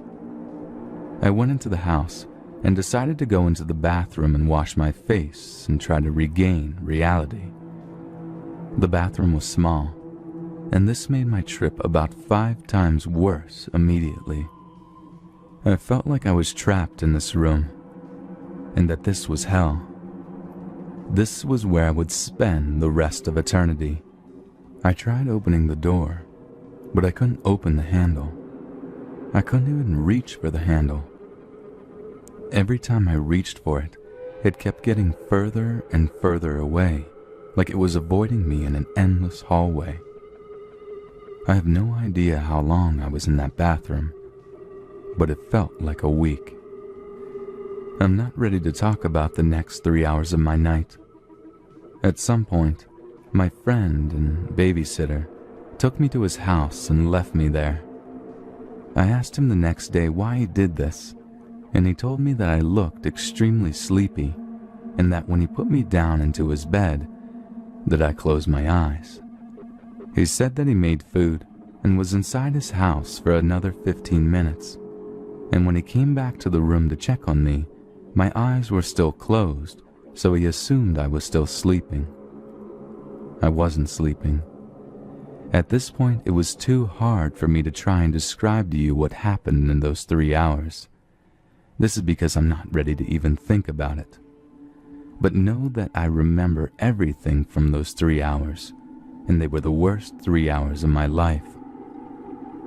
Fast forward through those 3 hours, and we introduce Miriam.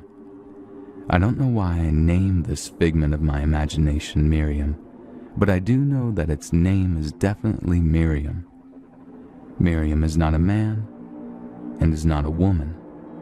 It's almost impossible for me to describe to you what Miriam is, but I'll do my best.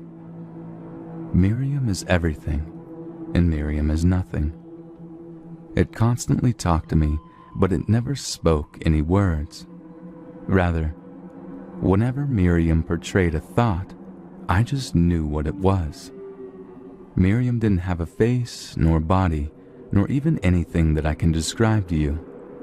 But whenever Miriam appeared, I just knew it was Miriam. Miriam told me to go outside and lay down in the grass.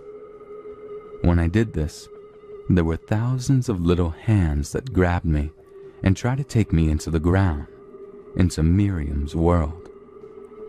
I got up and went inside and sat down in a chair, but then the world around me collapsed.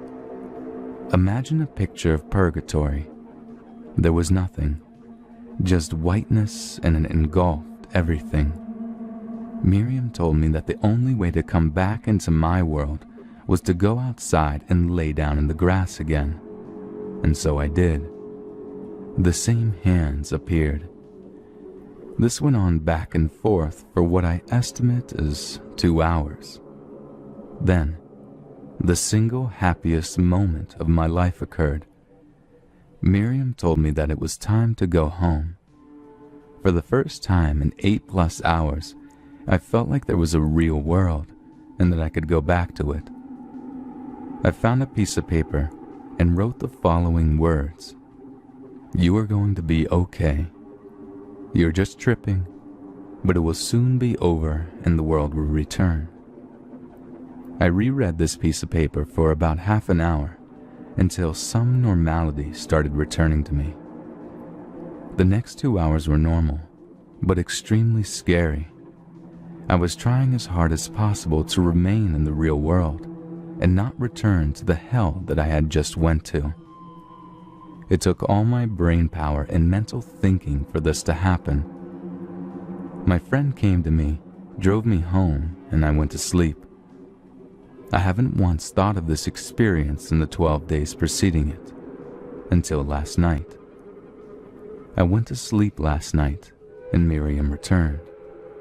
Miriam was in every single dream of mine, and always trying to tell me something. I thank whatever God there may be that none of these dreams were lucid dreams, so I don't really remember anything Miriam said. And there you have it, my descent into hell.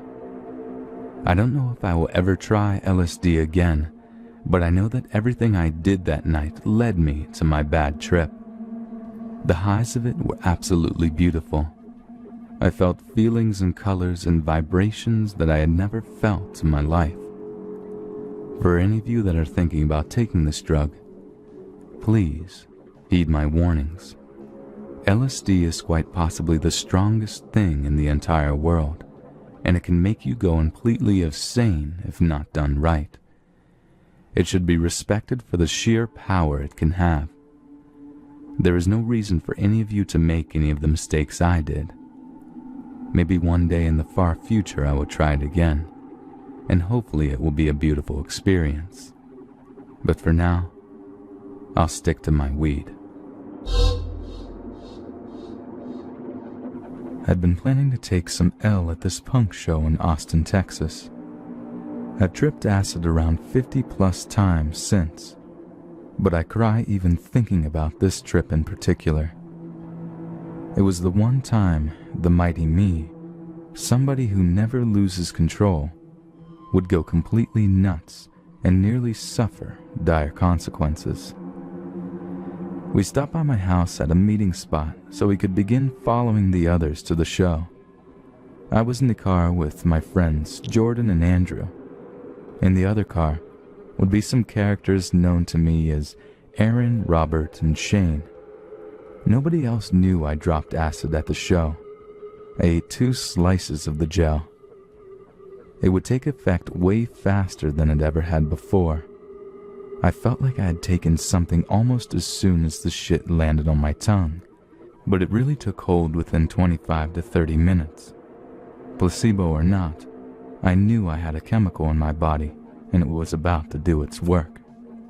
We had a 1-hour drive from X to Y, so I knew I'd be kicking by the time of the arrival. It would be at this time all words would become meaningless and not worth saying because words couldn't put together anything I was feeling or doing, but I knew exactly what I was doing. I was sitting in the back of the car, and everything was coming to life before my very eyes. I began to see 3-dimensional flowers pulsating from the back seat, and they were getting very playful with each other. And the more happy I felt about them, the more sensitive and swishy they would get. I felt put on the spot. I had to look at myself in the mirror just to reassure myself that I am still there. I was becoming an amorphous blob, a good old puddle of fuckness it was in my mind. I could tell I was coming up harder than I ever had in my life, and I was unprepared. I was also sweating bullets. It brought a very weird sensation I have never felt again. My skin melting. I literally felt my skin just melting downwards with the sweat. I almost fooled myself into thinking, yes, I am actually fucking melting right now. But good thing I still had about an ounce of willpower left to control my senses. Fear starts kicking in hard, and regrets of taking the drug. But why? I repented in my mind, praying for us to get to this damn show faster, so I can just get it over with. I remember this being a very important thing to me, even though the thought of being there scared me to death. I already knew I was going to have a really bad trip, but I didn't want to spoil anybody's fun and have them turn around and drive me fucking home. It was actually taking every ounce of my physical and mental strength to even sit in the back seat of the car. But I was so lost within myself, I thought that I was painstakingly dragging this car to the show all by myself. Funny thing is, nobody else gave a shit. Nobody knew the importance of the show or how this would be the one thing that turns me into a nicotine stain on the fabric of society.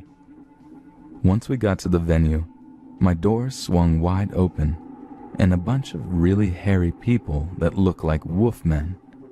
They grabbed me and pulled me out of the car. I looked up and saw this group of strange people, and they were saying things like, "Damn, how much did you take?" "Bad trip." "How was the weather over there?" I couldn't tell one person from the next.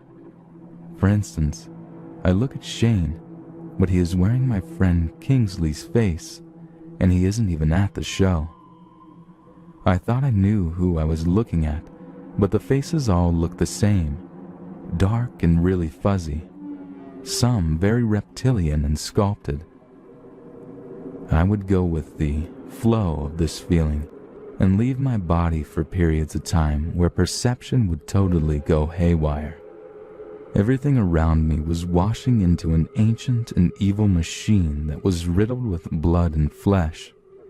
This great construct's gears crushed the bones of the living to dust, serrated steel teeth that had clenched thousands of people within. The strongest of men would be at the front row of teeth to represent the power of the machine, and to let it be known none would be able to conquer, nor even understand it. It was a rusty piece of work, with no rhyme or reason other than bending people to its will and killing them if they would resist. I found myself inside the venue. I could feel a lake of sweat pouring down my entire body. I'm walking around holding my ticket out in front of me like a moron. Walking felt like I was walking on water, if you can imagine what that feels like. Safety first. I see a large pole in the middle of the place and decide to wrap my entire body around it like a snake to keep balance. The music was knocking me off my feet and I needed support. Ravenous black and blue outlined cats ran across the floor. They were very agitated and wet pussies. I had to really watch my step at this point. The mosh pit turned into a whirling vortex of fists, knives, and assault weapons. People ran by me and would throw themselves violently into the vortex, some grabbing me, trying to take me with them. The crowd was not human anymore. I didn't even know why I was there. I was now in hell. The people were just not normal to me. They had become very mutated and vampiric. The world seemed very alien, and they all stormed and stomped in a great circle, laughing and chanting my name, while I'm in the middle wrapped around this pole for dear life. They began pulling out AK-47s, machetes, and RPGs, and fired all their guns and missiles into the ceiling for a while, before the devil himself stepped onto the stage very casually and began to speak.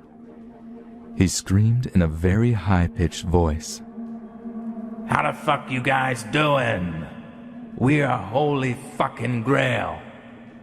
A very loud note was hit after this, and I saw two sexy women, legs spread wide open to a fiery fucking explosion, of course, that rose from the stage, thus revealing the most epic show I had ever seen in my life. The frontman, Satan, was growing to a gargantuan size as the song began, and for the moment it seemed like it was just me and him. He pointed at my face like something out of a 3D movie and nodded at me. His hair flickered all around and curled into snakes at the ends that hissed at me. He was most definitely welcoming me to my new, chaotic home. All the gutter punks began to have a giant orgy at this point, covered in blood. A lot of them were touching me and trying to assassinate my sense of character and humiliate me sexually. All words and sounds were inaudible other than it sounding a lot like Dragon Force. I let go of the pole and hit my face on the floor.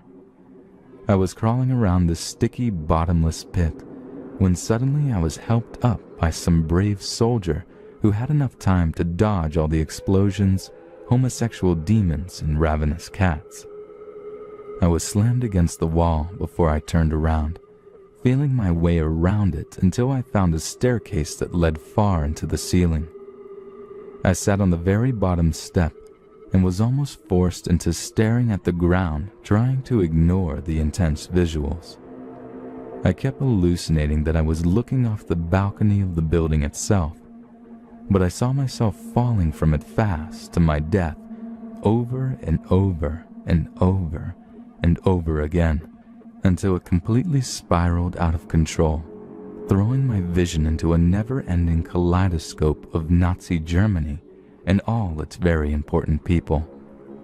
I would look over to the door that led to the balcony, and I started to tear up and eventually cried. I felt I was going to be thrown off the balcony by force at any moment, and nothing could help me. And right when my fear hits its breaking point, I see the whole entire building just fucking collapse with everybody in it. And over and over and over again, this cruel but perfect visualization would repeat itself until I couldn't possibly be any more scared. It was as if my fear itself just broke, snapped in half, and the image of my shattered soul and mind had been burned into my eyes. I saw Jordan in front of me now, and all around him, all I can see is an infinite pattern of stairs cascading violently in and out of each other, with him stuck in the center, trying to get my attention with facial expressions. Jordan says when he actually looked over at me, he said my hand was in an L shape around my mustache, pointed over towards some people standing at the bar. He said I took a really deep breath and began shouting, "Watch out! The fucking stairs!"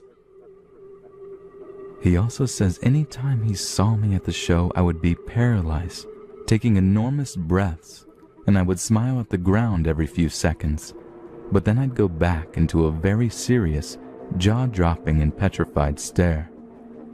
He reports he was worried about my mental state at this time. Now the worst feeling of all was feeling completely abandoned. I knew that my friends were going to leave without me at this point, and be laughing their asses off about it on the way home, yucking it up and saying shit like, "Yeah, we sure showed that guy," leaving him back there tripping and shit. I just sat back and accepted it like nothing though. I figured I had already accepted I was dead by this point, and my very soul fabric would be stained for the rest of my life. No matter what I did, no matter where I sat or stood, or what I thought I could think, everything was a life or death decision at this point. This was do or die. Everything was absolutely hazardous to my health and well-being. I couldn't shake the feeling of being left here to die. I had to put all my trust into my friends, and for them to just drive me to hell and leave me there just wasn't them. Now I would finally see the light. Through all this madness and chaos, this was not who I expected to see in hell. I saw Jesus Christ standing in a window. He was smiling and waving for my attention. I ran to him as fast as I could, and I stood before him for a while, staring straight into his face, gasping for breath, sweat pouring down my face. I was stunned. I couldn't believe what I was seeing, and I was so happy that if anyone could help me in this situation, it would be Jesus. He kept speaking, but it sounded like he just inhaled a shitload of helium, so I couldn't understand. I grabbed him by the shoulders and I yelled, "Thank God you're here." His lips moved again, but I couldn't understand. I sat and smiled crazily at him, still holding his shoulders. Then I kept yelling, "What?" at him, getting closer and closer to his face each time because I couldn't fucking hear what Jesus had to say, and I was getting pissed. So at some point, one of my friends directs me outside and is leading me away. Apparently Jesus was trying to sell me something cool and shiny. I was led outside to the car until we were eventually driving home, just me and Jordan. I asked him 1,000 times if he knew where we were and if they were going to leave me. He reminded me I was perfectly fine and that they weren't going anywhere without me. But I had to reassure myself every 2 minutes this wasn't happening.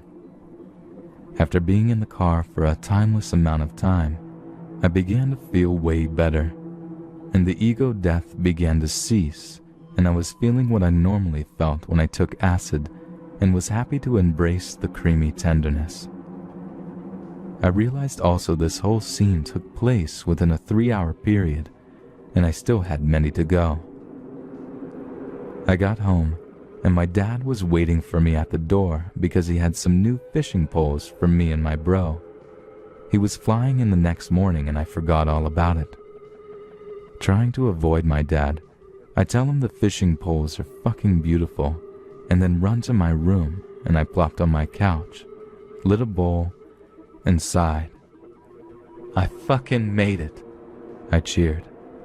I was dissociated the rest of the night, going over what just happened to me and being amazed how fast a trip can switch gears. I listened to Jimi Hendrix's blues album and had an orgasm. I also watched some old Black Sabbath videos on VHS and kept going into that lopsided world of wackiness. Dimensions on objects really took amazing and bendy forms. I could see patterns on everything I looked at, and they crawled all over everything I could see. Electricity was shooting out of me in all directions and wrapping around various objects, creating enormous grids outlined with equations and the very fundamentals of geometry. My room seemed to be made of sand, and small pyramids were forming across my tile floor. My forehead was darting up and outwards from my skull in the mirror, creating a crazy red bird mohawk on my head. I could see the molecules floating through the air and see every slight detail and more. The color was really bright and high contrast appearing, but sometimes it would get dim and serious on me. The room was alive and clever. It wanted to wash me away, and I naturally fought it off, feeling weak. I kept having momentary flashbacks, shattered fragments of the show I was just at that blew my fucking balls off. I kept hearing the guitar screaming solos while my body convulsed, and I would see myself from bird's eye view sitting on the stairs. Then I'd go even higher, and I'd be looking down at the venue from the sky, but I couldn't stop it. I soared even higher. Then the next thing I knew, I was seeing the entire world from space.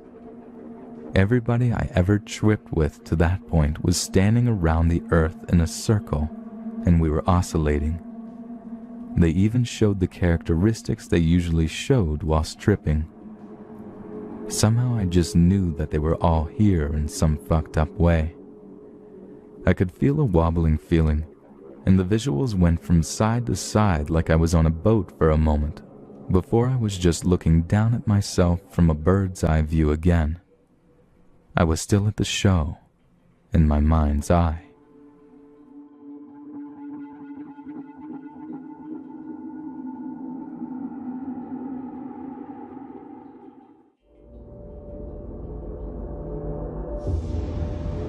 Number 1. I was messaged by a girl on Plenty of Fish. Let's call her Ashley. It was one of those conversations that immediately took off, and we were talking for at least 4 hours straight. We decided to go get dinner. She was even better in person. Beautiful, witty, laughed at all my stupid jokes and the whole bit. We exchanged goodbyes, and that was the end of our evening. We were texting until about midnight when she says, "You're going to hate me. We should just be friends." So I'm like, okay, whatever. She calls me the next day and apologizes, so I give her a second chance. At the end of this date, we start making out like we were in middle school, and she stops us before we get too far and says she's not ready for that yet. Okay, cool. I can respect that. So I get home, and she texts me saying that I was just going to use her had we had sex, and calling me a pig. Okay. So the next day, I get a text from Ashley's phone asking if I knew where she was, and I was the last person to talk to her. Her friend went to her house, where Ashley had apparently left her phone in her car, and the front door was wide open. So I told this mystery person to call the cops. When she refused, I said that I would, and lo and behold, Ashley shows up. I had just gone for a walk. Didn't know you cared about me so much, lol. Yeah, okay, I'm done with this situation. The next day I go to work. I usually leave my phone in my truck until lunch. So when I went out for lunch at noon, I had 115 new texts and 48 missed calls. Yep, that's it. I'm done. So I block her number, and that's it. Wrong again. She knew where I worked and a rough estimate of the time I got off work, which is almost an hour and a half from where she lived. She tried following me home. I could see her car, and I took a roundabout way of getting home and even ran a few red lights, but managed to lose her. It's been almost a year, and I haven't heard from her since.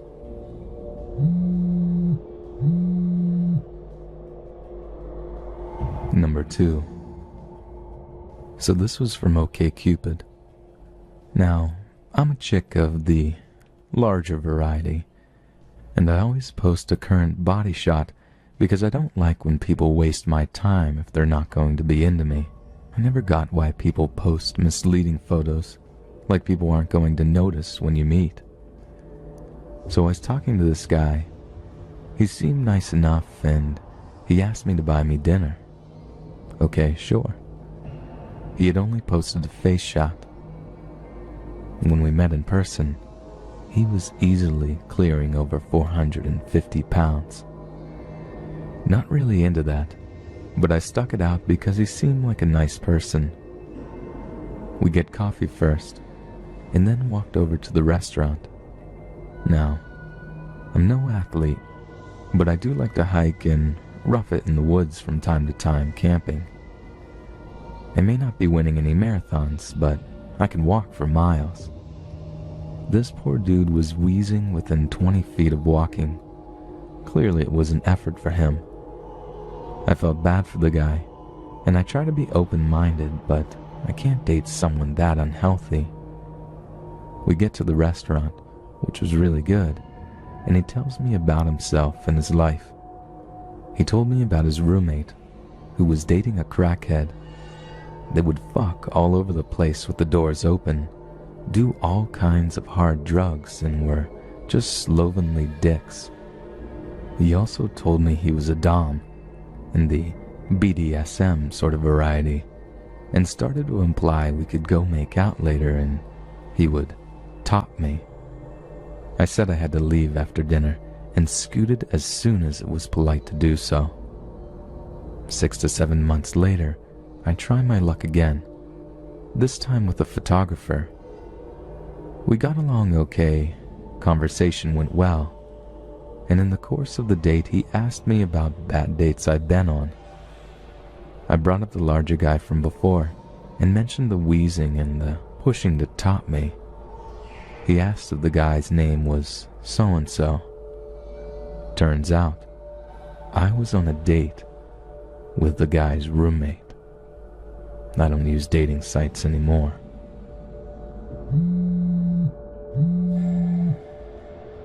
Number 3. I went along with a friend on her first date with this guy she met on OkCupid. She was nervous about meeting him alone, so he told her to bring a friend and he'd bring one of his friends. She tells the guy I'm not single. He says that doesn't matter. His friend is cool with it and just likes to meet new people. I also like to meet new people and I'm willing to help her out, so I agree. Fast forward to the bar. The guy shows up and he's gotta be as old as my dad, which, whatever, she likes older guys. He still seemed kind of too old for her, but it's none of my business. He also came alone. Perhaps he figured he'd score 2 women at once this way. He sits down and everything immediately goes to hell. Guy keeps telling us about how gorgeous I am while trying to touch my friend, trying to get her to hug him, putting his hand on her knee, telling her to smile, stuff like that. Just being really obnoxious. She finally tells him he needs to stop touching her. He tells her to relax and keeps winking at us. Tells me I need to control her, telling us we're so gorgeous and so beautiful over and over again, as though he'd hit the magic number of compliments and we just rip our clothes off right then and there. Friend and I are giving each other the serious eyebrows. So I try to engage him. Tell me about yourself. What's your job? I make a lot of money. Wink. What do you like to do in your free time, etc.? He just keeps giving us stupid, vague answers like he's being coy, and just keeps repeating how pretty we are. Seeing that we're not going for it, he starts telling us, somewhat irritably, that we're just on scholarship. I ask him what that means, and he just winks again. This fucking guy. So I say, let me tell you what I think that means. I think that you're upset that we're not excited that a man of your age and means is spending time trying to woo us, and that we're only behaving this way because we're young and attractive. Is that what you're trying to say? He says no. I start to ask him again what on scholarship means, and he interrupts me, holds up his finger, and says, "You're gorgeous, but you really need to stop talking." Date over. Friend and I are agape. He fucking winks again, like he didn't just tell me to shut my mouth. Friend says, "Okay, we're done here. Good night." We stand up and go to another table in the same bar. He doesn't follow, though he does come by later to apologize. Apology not accepted. Saw him around the bar later trying to foist his charms on other young women hanging about, and having just about as much luck. What a douche. Number 4. Around March of 2014, I started talking to this girl on Tinder. She seemed cool and fun, and after about a week of talking, she suggested we meet up in person. She invited me to this coffee shop, and I accepted. However, the day of, she started messaging me saying she had to tell me something. Her pictures on Tinder weren't actually of her, and yes, she was a guy. He claimed he really liked talking to me though, and begged me to still meet up with him. And naturally, I declined. I blocked his profile and continued on with my life. About a week later, I started talking to another girl. Once again, she seemed cool and fun and we hit it off. She asked me if I spoke to people on Tinder frequently, and rather stupidly, I told her about my previous encounter with the man lady. She asked me if I wanted to meet up, and I said sure, as long as it was in a public place.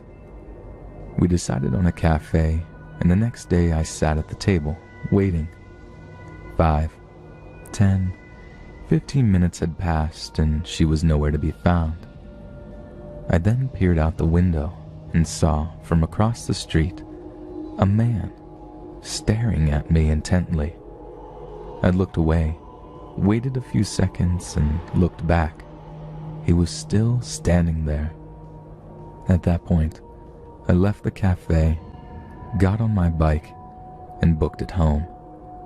I was definitely a little freaked out, but tried to pull myself together and reasoned that no one could have followed me.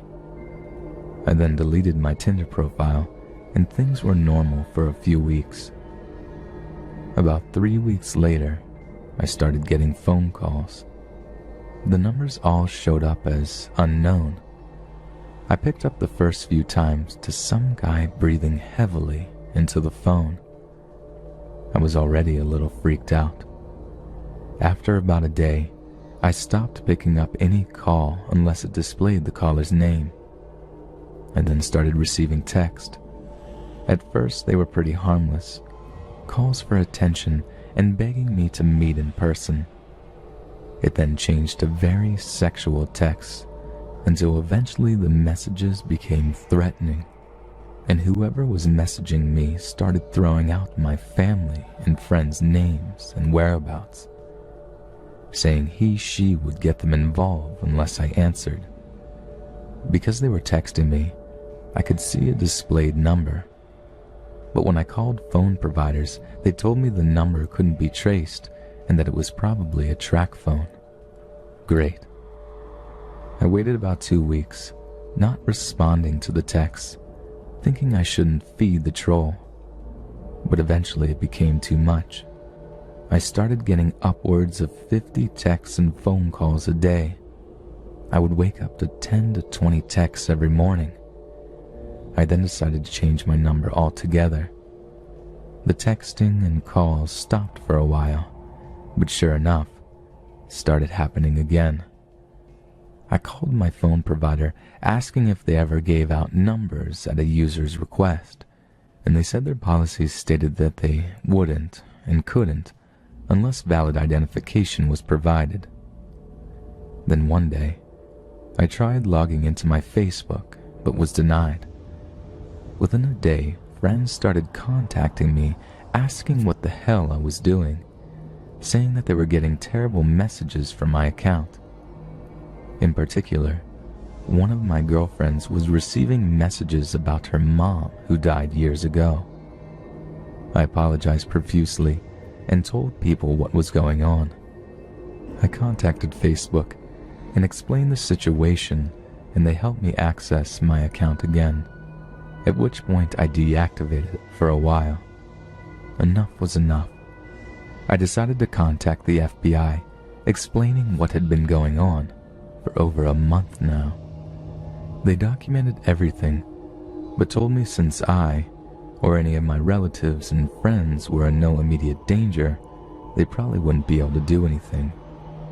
At that point, I felt stuck. I thought about hiring a private investigator or a hacker. I decided against it, however, and just hope it would fade out if I never answered. I left my Facebook deactivated and ignored any texts or phone calls. I never had any trouble at home, but some of my closest friends received the occasional texts as well, which weirded us all out. I hated that they got dragged into it. One day I came home and things felt very eerie. Doors unlocked, windows open, and no one home. A strong breeze running through the apartment. I did a check of the place and found nothing else weird, so I locked everything up and just waited for my roommates to get home. It's been almost 7 months now. The calls and texts have more or less stopped. I'll get an occasional text, but at most once every 2 weeks. At the peak of it, I was receiving almost 100 texts a day. It definitely affected my social and personal life. I became much more wary of the people around me and my surroundings. I just felt like I couldn't really focus on anything until this stopped.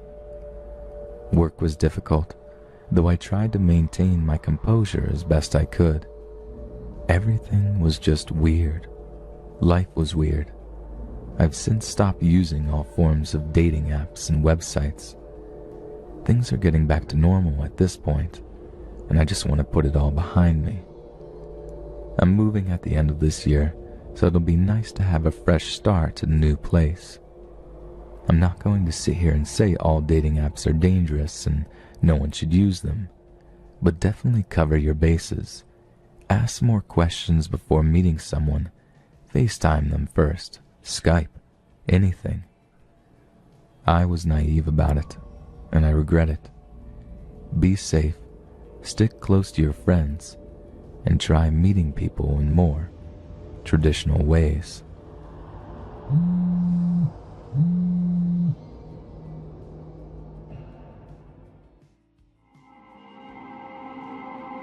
I was out camping with my mom and then 6-year-old brother when a white pickup truck rolls up into our campsite.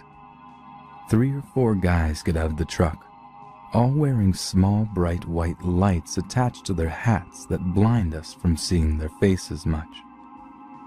They approach my mom and start asking her questions about who we are and what our plans are for the night. My little brother stared, whimpering, and stopped eating the Doritos he'd been happily munching on, and I got the impression that my mom was creeped out as well.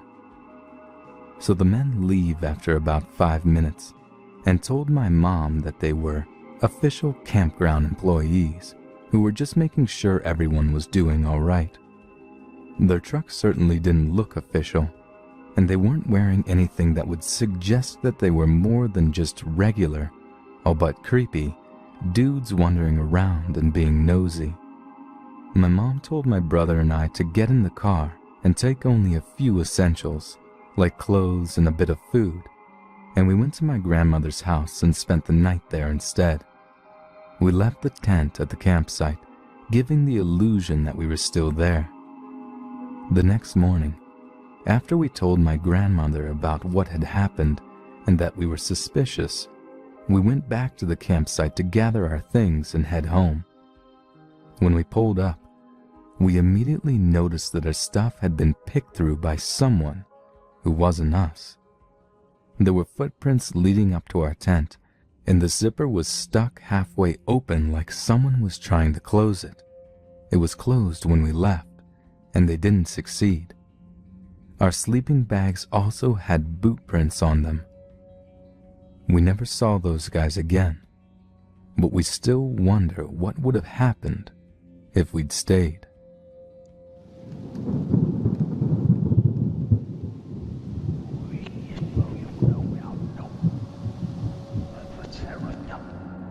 Last week, my wife asked me if we could go camping. She loves nature, me, not so much. Nonetheless, I said we could go to make her happy. She is excited as hell, so we pack up all our stuff and head out the very next day. We wake up pretty early and drive out to a small secluded place of land that my parents own. We make camp there and spend a couple of hours setting up the tent and the campsite. By this time it's the middle of the day, so we get ready and go hiking. It's beautiful up there, No cell phones, no people, no worries. It's the fucking bugs that get to me. I can't stand those damn things.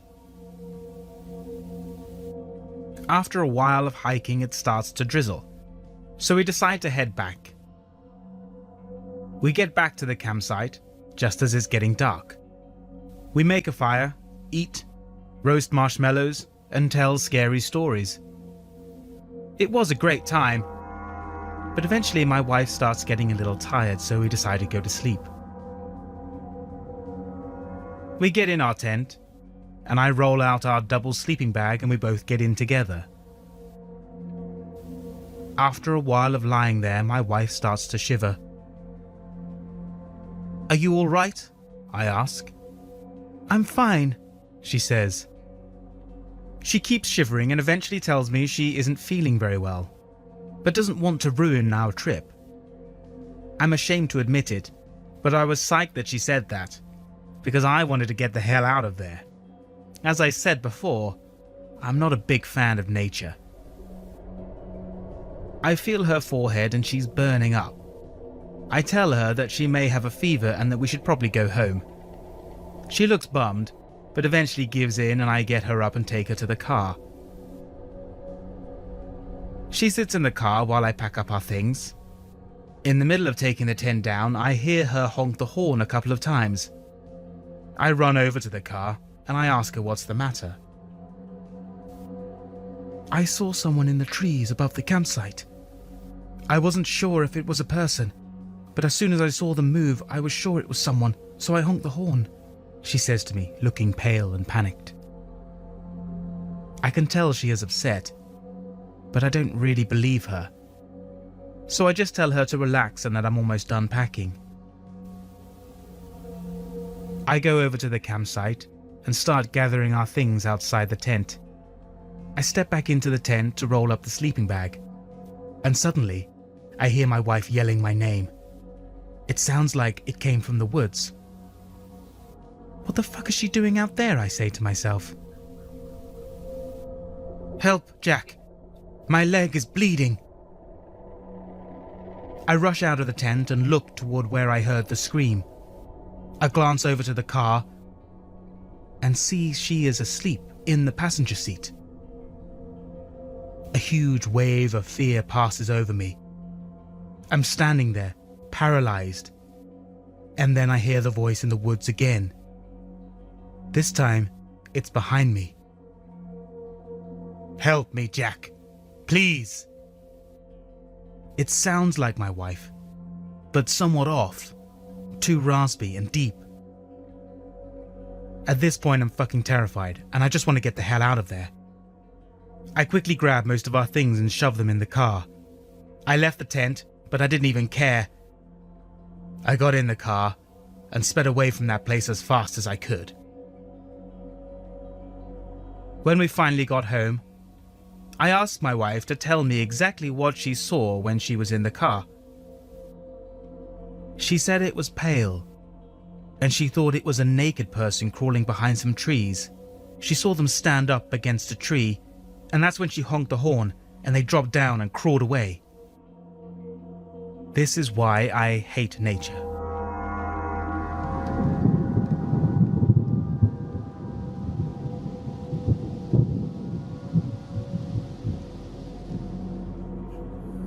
I want to start this by saying this is taking a lot for me to finally talk about. I've kept it a secret from my family, and for my friends who were a part of it, we never talked about what happened after that day. But I want to give you a backstory before I drive into details. I've never been much for the city, so living in the suburbs outside of one of the largest cities in Pennsylvania is not my ideal place to live. It's a small town with only a few thousand people living in it, but only a 5-minute drive to the middle of downtown. My friends and I, country boys at heart, frequently would have fires or go fishing, and even go out on camping trips when we had the chance. My 2 best friends and I all played football together and have grown up attached to each other at the hip. We did everything together, so leaving for college was a scary thought, and the not-so-distant future as well. For our last summer together, after our senior year, we decided to go on one last camping trip before we went our separate ways. My two best friends, Kevin and Buddha, his real name is Kyle, but only his parents call him that, wanted to go somewhere that we had never gone camping before. We all agreed to go down to Allegheny National Forest for a weekend of fishing, drinking, and reminiscing. I know, underage drinking, but we were young and dumb, so on Thursday we packed up all of our supplies, fishing poles, bait, beer, and food, and left early Friday morning. The trip took a little over 4 hours, with frequent stops at rest stops to get snacks and drinks because of our lack of planning for the drive.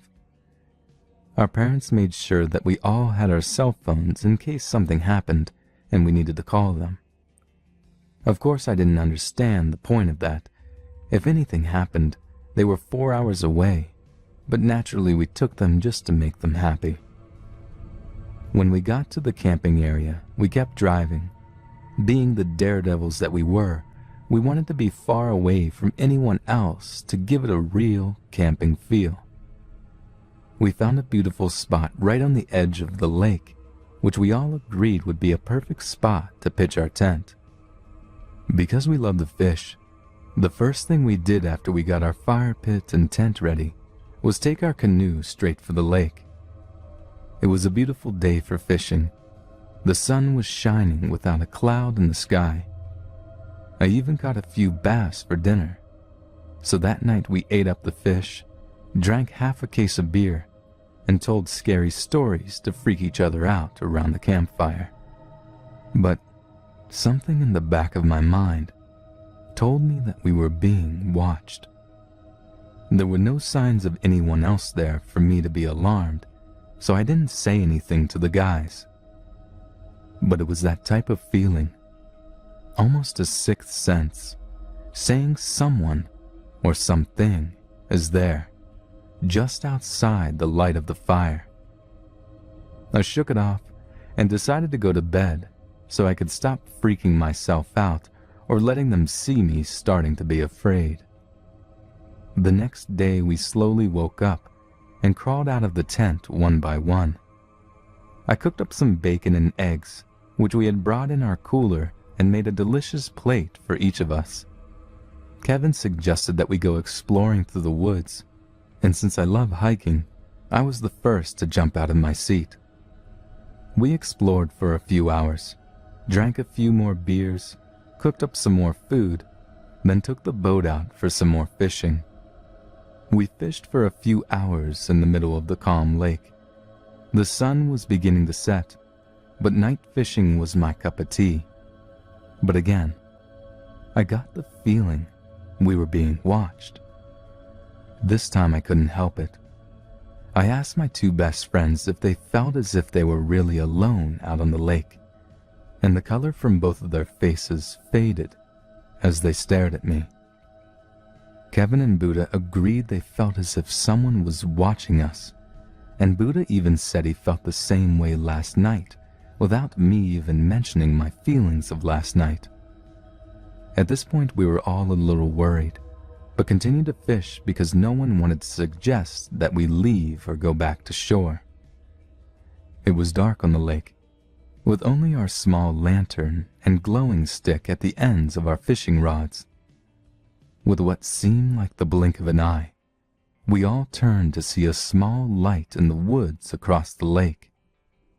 The light began to grow to the point it looked like a spotlight in the darkness, not pointing at the spot specifically, but in every direction.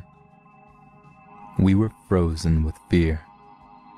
I didn't know what to do but stare at it. I heard Kevin mumble, What the hell is that?" I immediately got extremely dizzy, and I believe I passed out.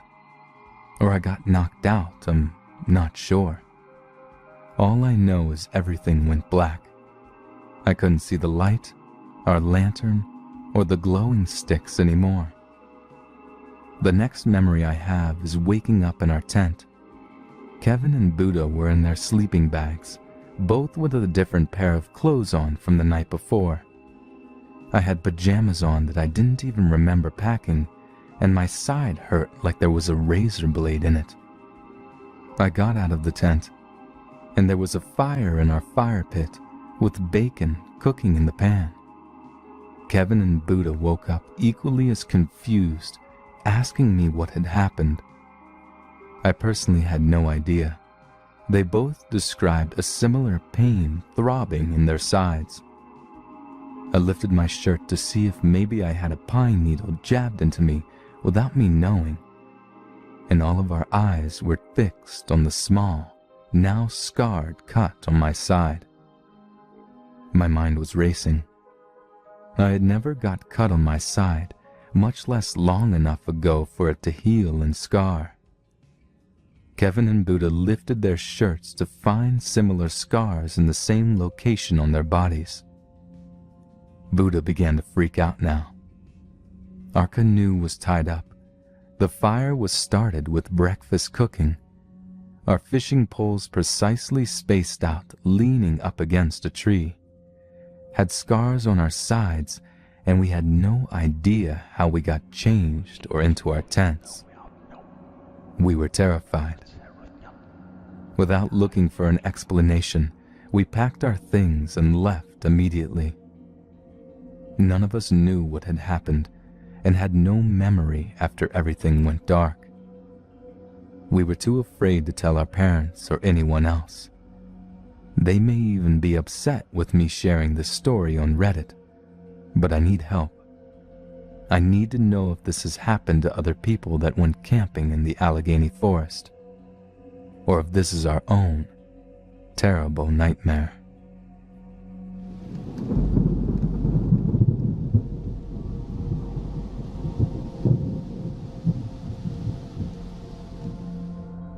I love camping, especially with friends, as it takes away from the fear factor you inevitably get when it's dark and you start hearing animals making noises around your tent. This was about 10 years ago or so I was around 16, and was with two friends about the same age. We were all male. This happened in the rural countryside of the UK, and we knew a nice secluded spot in the woods with a flat bit of grass. You get to it, and you have to walk along this dirt trail for a couple of miles, and at a point you turn off the trail and go down a very steep hill, which is very difficult to navigate even during the day, as it's so overgrown. From the path, you wouldn't know what a perfect camping spot it is from up there. I should also mention this trail takes you a fair way from any roads, houses and lights, so it's really cut off and gives you that feeling you're really fending for yourself. No cheeky takeaway halfway through the night. So we're all having a great time, as you do. We had a fire blazing before it got dark, and we were cooking off of it, so we had a hearty hot meal before bed. It soon got dark, so we all huddled around the fire and started talking about typical teenager stuff long through the night. It was probably around 1:30 AM when we noticed two lights close together, like eyes, coming from the trail, but the lights gave off some kind of light a torch would. Is someone holding two torches in each hand, we thought. We watched the lights for a bit, and it's shining down at us so we can't see what's holding them, but we freak out because we think it could be the police, because it's illegal to have a fire while camping without permission in the UK, or some kind of weird monster. So we watch for a bit, and it doesn't move, and no one calls out. Eventually, we see it slowly moving closer, so we rushed inside the tent and sat still and listened. We didn't hear much, and soon calmed down and figured it must just be someone curious what the fire was, and went on their way. But the next morning, we woke up to the tent door open, and none of us had got up in the night and forgot to close it. We looked around and saw the grass had been disturbed coming down the hill, but we were really confused what the person did. I still get chills imagining some old creep just staring at us, sleeping. I still go camping, sometimes alone as well, and I don't worry too much about it happening again. I carry a handheld.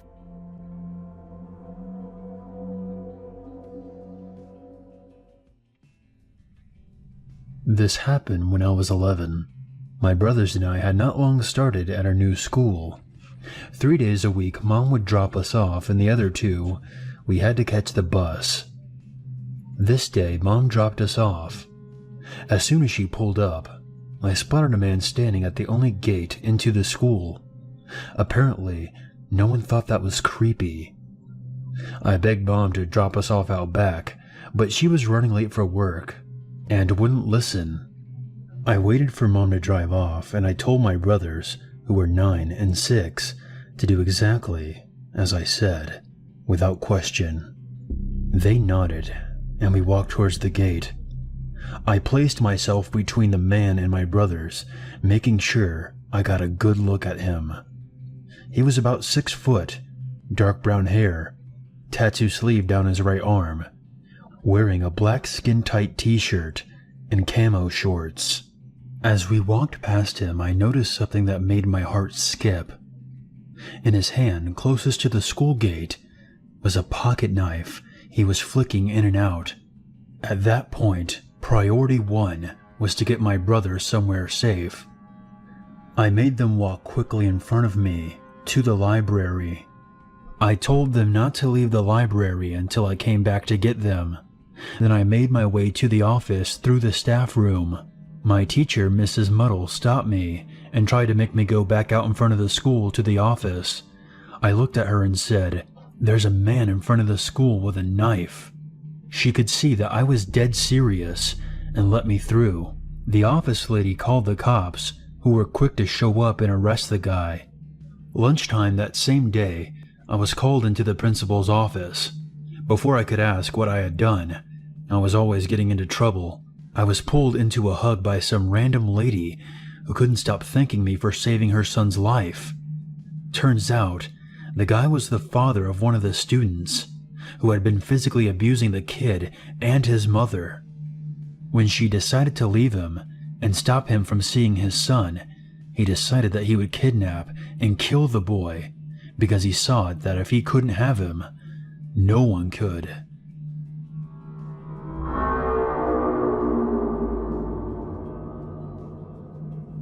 My father passed away when I was 4, the summer before I started kindergarten. I don't remember very much about him, but the things I do remember chill me to the bone, and I've never spoken of these memories before. My father built custom motorcycles and owned his own vehicle repair shop that was attached to a small cafe in rural Saskatchewan, just off the American border. We all lived on a farm about 20 kilometers away from the shop. My father worked late hours, so my mother would tuck me into bed every night. I remember trying to stay awake in my bed every night, waiting for Daddy to come home so I could say goodnight.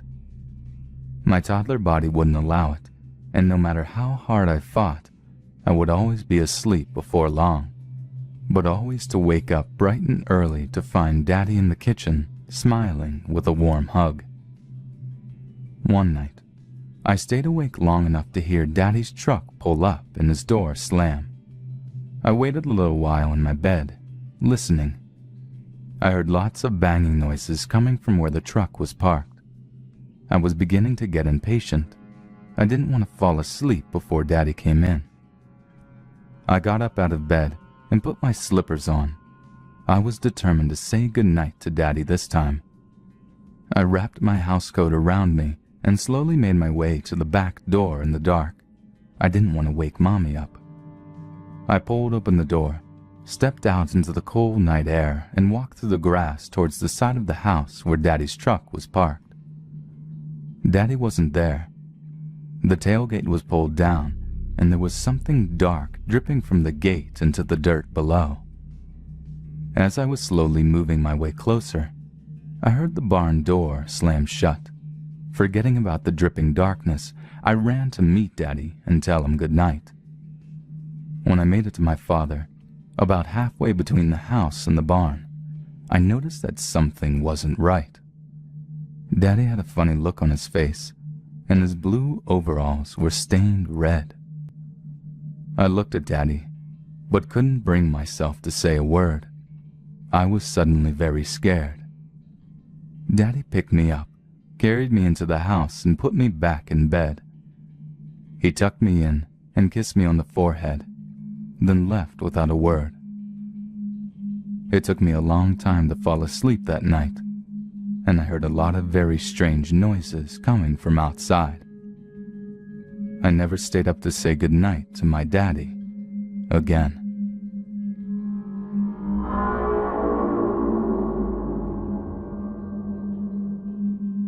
When I was a kid, around 8 years old, I took karate lessons at my local mini-mall. Just recalling the events of this story fills me with dread as to what could have happened. So yeah, I remember that my lessons were twice a week and an hour long, and my mom would drop me off and pick me up whenever it was over.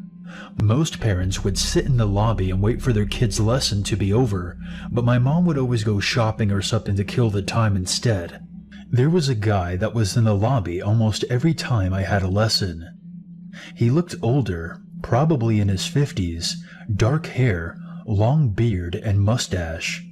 I always assumed that he was another one of the kids' parents, but I never saw him drop someone off or pick them up. Something was strange about this, but my 8-year-old brain didn't piece it together that it was weird that some guy would just hang out and watch kids in the lobby of a karate center.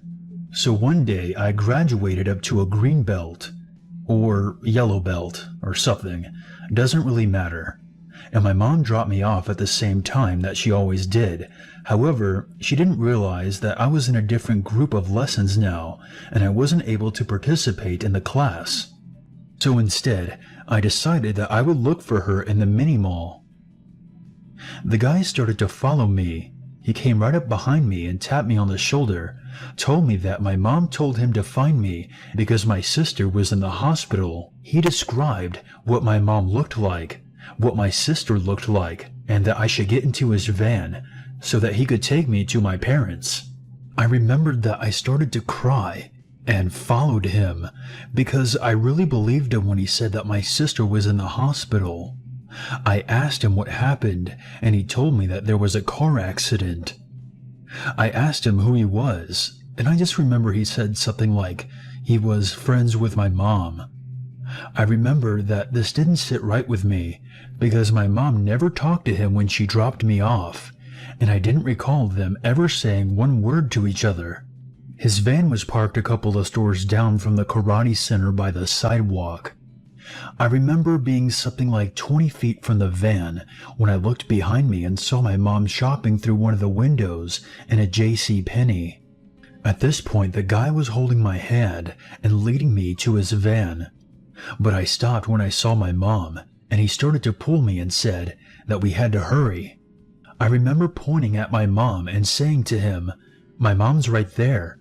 He gave me another tug, and I resisted and started to scream. He let go of me instantly, got into his van, and sped off in a hurry. In that moment, I realized that I was almost kidnapped. I remembered all the stranger danger warnings that were given in school, but I stupidly thought that because this guy could describe my mom and my sister, he must know them. Instead, he must have been watching me and my family for weeks before he decided to make his move. I remember running into the store, tears streaming down my face, and just giving my mom a huge hug. I tried to tell her what happened, but she just yelled at me and smacked me upside the head for missing my karate lesson. She took me back to the karate center. My sensei explained to her that my lessons were at a different time now that I have gone up a belt color. He probably explained this to my mom before, but as you can tell by reading this, I didn't have the most responsible parents. I tried telling my mom about the guy, who said he was her friend, but she ignored me. She said something like he must have thought I was another kid or something. God, my mom is such a fucking idiot. But I was too young to linger on it or do anything about it. So that memory just festered in me for years. And every year that went by, I became a little wiser and a little more terrified of what could have happened to me if I had gotten in that van.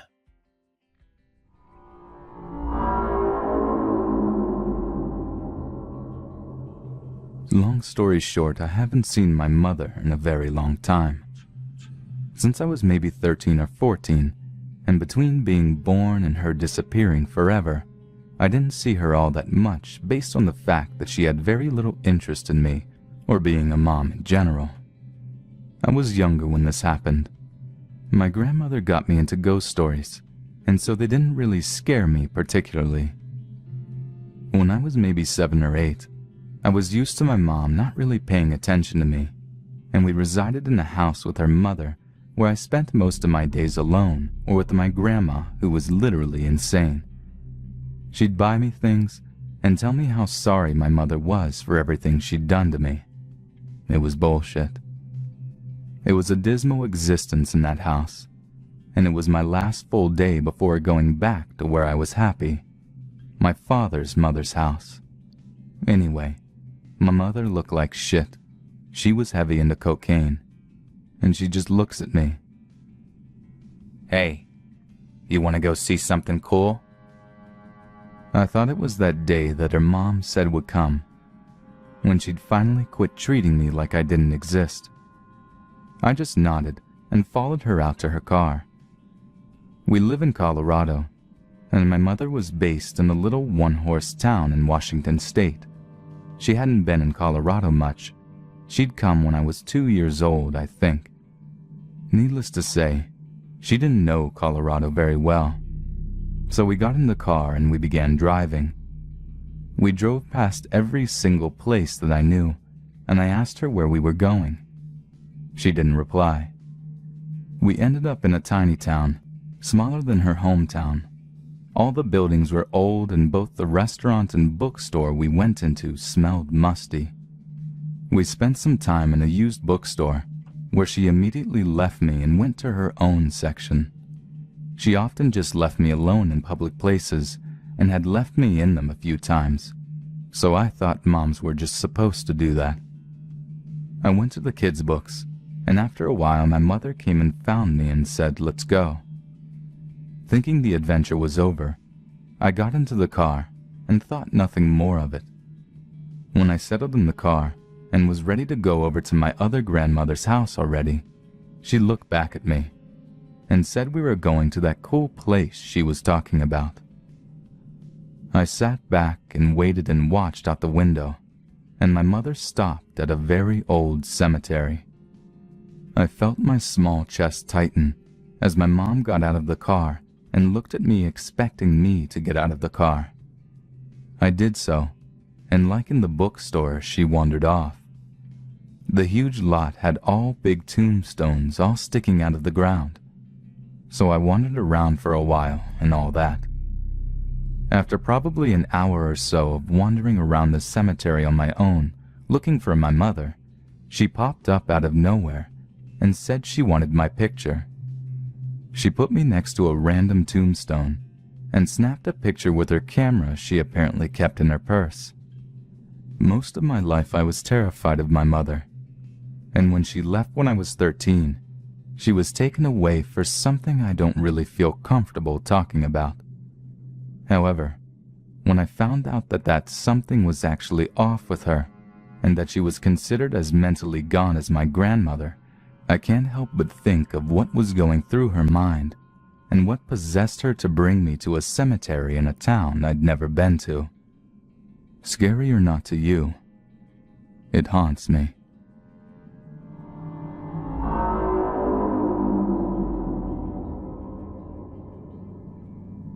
This is a story that I've heard from multiple members of my family. It didn't happen to me personally, but I have no reason not to believe what I've been told. I don't know the timeline or any details about the case, but I know that it's definitely true. I had an aunt who lived in Cleveland, Ohio, and worked for some sort of agency helping convicted criminals rebuild their lives after getting out of jail. I don't know the name of the place she worked, but I know that they were involved in the employment of felons as well as lower criminals. My aunt worked directly with the clients, finding out all the kinds of things that they were qualified to do, what skills they might have, what they enjoyed, that kind of thing. She had a lot of experience talking to people who have done terrible things in their lives, but she never judged them for it or assumed that they would continue their criminality. The agency had to check the clients to see if they were genuinely interested in changing their lives, so most of them just really wanted help in becoming legitimate. She had one client who had a very hard time with transportation. He didn't live anywhere near a bus station and thus had a hard time getting to and from the agency as well as to any job. In the months that my aunt worked with this man, they became friendly, and at one point she offered to help him with transportation when she could.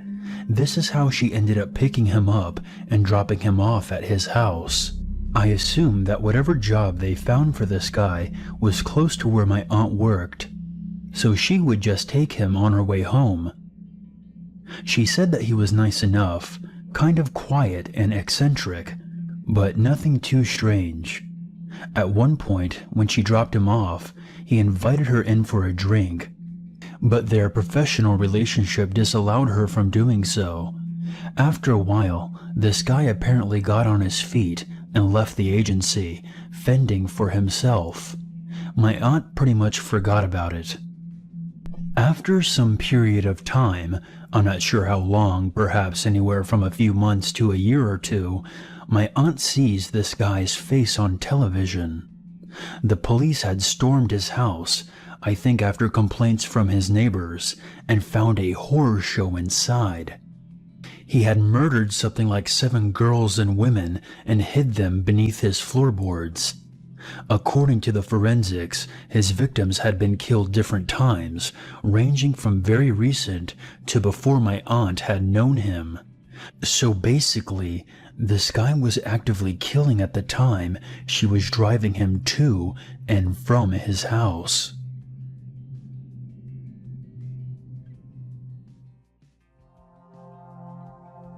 This is less of a creepy one-person encounter and more of a whole community creeped out by one man.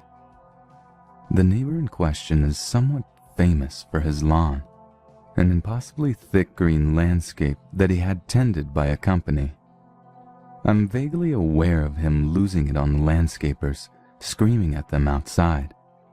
Enough I knew he had a temper. The first real red flag that he might be legit crazy came last summer. He asked a teenage boy in the neighborhood to check in on the house once a day and make sure all the doors and windows were secured and water their flowers. The day they left, though, he left a crazy list, saying the kid had to be there multiple times a day, turning off and on different sets of lights at specific times, and leaving weird chores for him. Also, the kid was not allowed to walk on the lawn, and he had to remove his dirty shoes before walking on the concrete sidewalk. He was never to enter the house, but was to turn off and on the lights from the doorway by means of a stick with a loop on it. Also, he was not allowed to use the garden hose to water the lawn, and had to instead use a teeny tiny watering can. The letter implied that my neighbor would have the kid under surveillance and would have pictures if he failed to comply. Basically, the kid's parents called him and said they weren't comfortable with the situation anymore, and while they would keep an eye on the house, the deal was off. They argued over the phone. When my neighbor got back from vacation, it was early morning, and he immediately went to their house, woke them, and tried to pick a fight with them. One of the other neighbors is a retired colonel and came out to see what was going on and tried to settle the issue. Crazy neighbors said that he would let it rest if he was allowed to bare-ass spank the kid. He flipped out when they told him hell no. Sometime after this, another neighbor was at the grocery store when he was concerned by Crazy Neighbor. Crazy Neighbor apparently just talked at him in rapid fire for a half hour. Among other things, he started saying how wives shouldn't have friends, and said that his wife's sister was so fat she broke the toilet seat last time she visited. After this, everyone started talking about how you don't see his wife anywhere. Occasionally she will be out watering flowers, but while her husband is seen out, she isn't. Considering that she used to be a social butterfly, this is weird.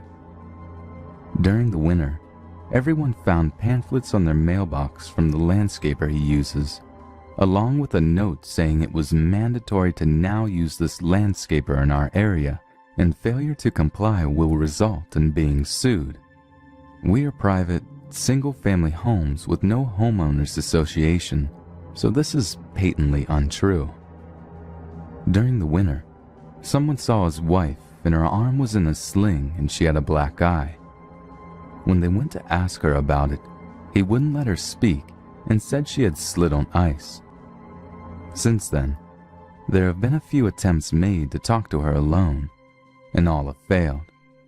They've gone so far as to get their church involved and to call a welfare check by the cops when he was out of the house. But if she is being abused, she has been refusing help. Snow was bad this year, and he blew a fit about the snowplows piling snow on his property. So he scattered screws on the roadway outside before they came one morning. Then someone in the neighborhood got a puppy. It's quiet and has a fenced-in backyard. Its owners wake up in the middle of the night to the doorbell ringing. When they come out, Crazy Neighbor is standing on the road at the edge of the property. He tells them that the first time the dog gets out, they won't have a dog anymore, and he pulls out a gun and waves it around before pointing it towards the backyard and saying, "Bang." Obviously, they go back inside and call the cops. When confronted, Crazy Neighbor claims he was out for a walk, thought they were awake and stopped by. He says he didn't get the gun out, but it had been on his belt, and that he didn't mean his statement as a threat. He ended up getting some sort of citation from the police. Come spring, he is taken to sitting outside and writing something every time someone walks or drives by. We don't know what, but I have taken to driving differently home to avoid going by him. Most recently, someone put up a swing set in their backyard. They came back from work to find tire tracks through the backyard and the swing set run over and crushed. No one saw anything, but his massive truck happens to have the same kind of tires as the tread arcs left behind. The retired colonel has taken to compiling statements from everyone and keeping records, because we think this is going to end badly. I recently moved into a new apartment. It's a fairly old building, but the rent is cheap, and it's got its own gym, so me and my roommates were easily sold on the place. We live in the corner apartment, so we only have 2 neighbors. One is a fairly old man, his partner, and their dog. They're pretty nice. The other neighbor, I only met a week ago. I originally heard about her from her boyfriend. One morning, on Monday, as I head out to the elevator to go to work, I'm asked to hold it by a guy running down the hall. I let him on, and we start the ride down. He asks if I'm new and if I like the place so far. I say yes, and give small answers. Still half asleep, clutching my coffee thermos. The guy laughs and says, "You look just like my girlfriend, Amy. She's barely coherent until she gets her first cup of coffee." I laugh weakly, my still sleepy brain a little annoyed. Yeah, I'm not a morning person. It's clear that this guy is head over heels for Amy, and is a morning person. The 2-minute trek to the street outside our apartment is his excitable gabber about Amy. And apparently, he's planning something big for this weekend. He wants to do something nice for her birthday. We part ways at the street, and I don't see him again. A couple of days later, I'm heading home from work. I just get into our elevator when a girl bursts in behind me. She's in her mid-20s and looks kind of frazzled. I tug my headphones out and ask, "Hey, are you okay?" "Oh, yeah, I'm just..." She stares at the entrance of our building until the doors to the elevator close. I'm getting a bad feeling. What's up with her? She looks scared out of her mind. I asked what floor she would like and if she's okay again. And the girl shakily replies floor 7, my floor, and that she is fine. We get out together, and I realize that she is in fact my other neighbor. Trying to seem friendly, since she has clearly had some sort of horrible day, I say, "Oh, I'm sorry I didn't introduce myself sooner. My name is Alice. I live right next door." She shakes my hand, having calmed down some now. "I'm Amy." I smile. "Well, have a good night, and tell your boyfriend I said hi, okay?" My stomach twists as I see what little color has been returned to Amy's face drain away. I don't have a boyfriend. Trying to fish for some realistic explanation in my head, I press on with it. "Your roommate, then. Sorry, I didn't mean to assume." Amy shakes her head. "I live alone." "Who told you that they were my boyfriend?" I explained the meeting with the elevator guy a couple days prior. Amy, now looking sick, hurriedly explains the situation and insists I go file a police report with her then and there. This man, whose name I learn is Dan, has been stalking Amy for over 3 months. He's her ex-boyfriend, and things ended very badly for them. She's been trying to get a restraining order since he's shown up at her work regularly, been making phone calls, and now apparently has figured out where she lives. I explained Dan's plans to do something special for Amy that weekend to the police. We asked if there was any way someone could watch the complex for her that night. This request goes nowhere, and a restraining order can't be taken up yet. And apparently, not enough evidence, and she has never been harmed by Dan. We head back to the apartment. Amy thanks me and says she plans to spend the night and the rest of the week at a friend's house, just in case Dan tries something now that we know he's in the building. Thankfully, nothing happened, and I never saw Dan again. But Amy packed her things and moved out the following week. So Dan the stalker. Let's not meet again. So yesterday I was at my sister's house with my mom, watching my son and nephews play in the yard. One of my nephews, Harrison, was picking bark off a tree when I remembered an odd encounter I had as a kid. I said, "So weird," out loud, thinking about the encounter. My mom inquired what I was talking about, so I told her. When I was a kid, I was hanging out at the pine cone forest, which was what the neighborhood kids called a small patch of trees on the side of the road. I was picking bark off one of the trees to pass the time, waiting for my friend Frankie to finish his homework and come out to play. Out of nowhere, it seemed, a guy came up to me. I could smell him before I saw him. He smelled like stale cigarette smoke. I was kind of scared when I looked at him. He wasn't very old, but he had a very lazy eye that was cloudy, and his teeth and fingernails were stained yellow. My mom taught me to be nice to people, even if they don't look like me, so I faked a smile and said hello. "What are you doing?" he asked me. The smell of his breath was the worst. I'm picking the bark off this tree." "You shouldn't do that. It's like picking off the tree's skin. How would you feel if someone picked off your skin?" he said while lightly pinching my arm with his sharp yellow nails. I don't know," I replied and took my arm back. Just then Frankie's mom called for me out the door and told me to come in and wait inside. I didn't think anything of the whole thing at the time. When I told my mom about it, she had this look of, I don't know, guilt maybe. She said that it's probably time I know the whole story. She thought I forgot about the whole encounter, so she never brought it up to me.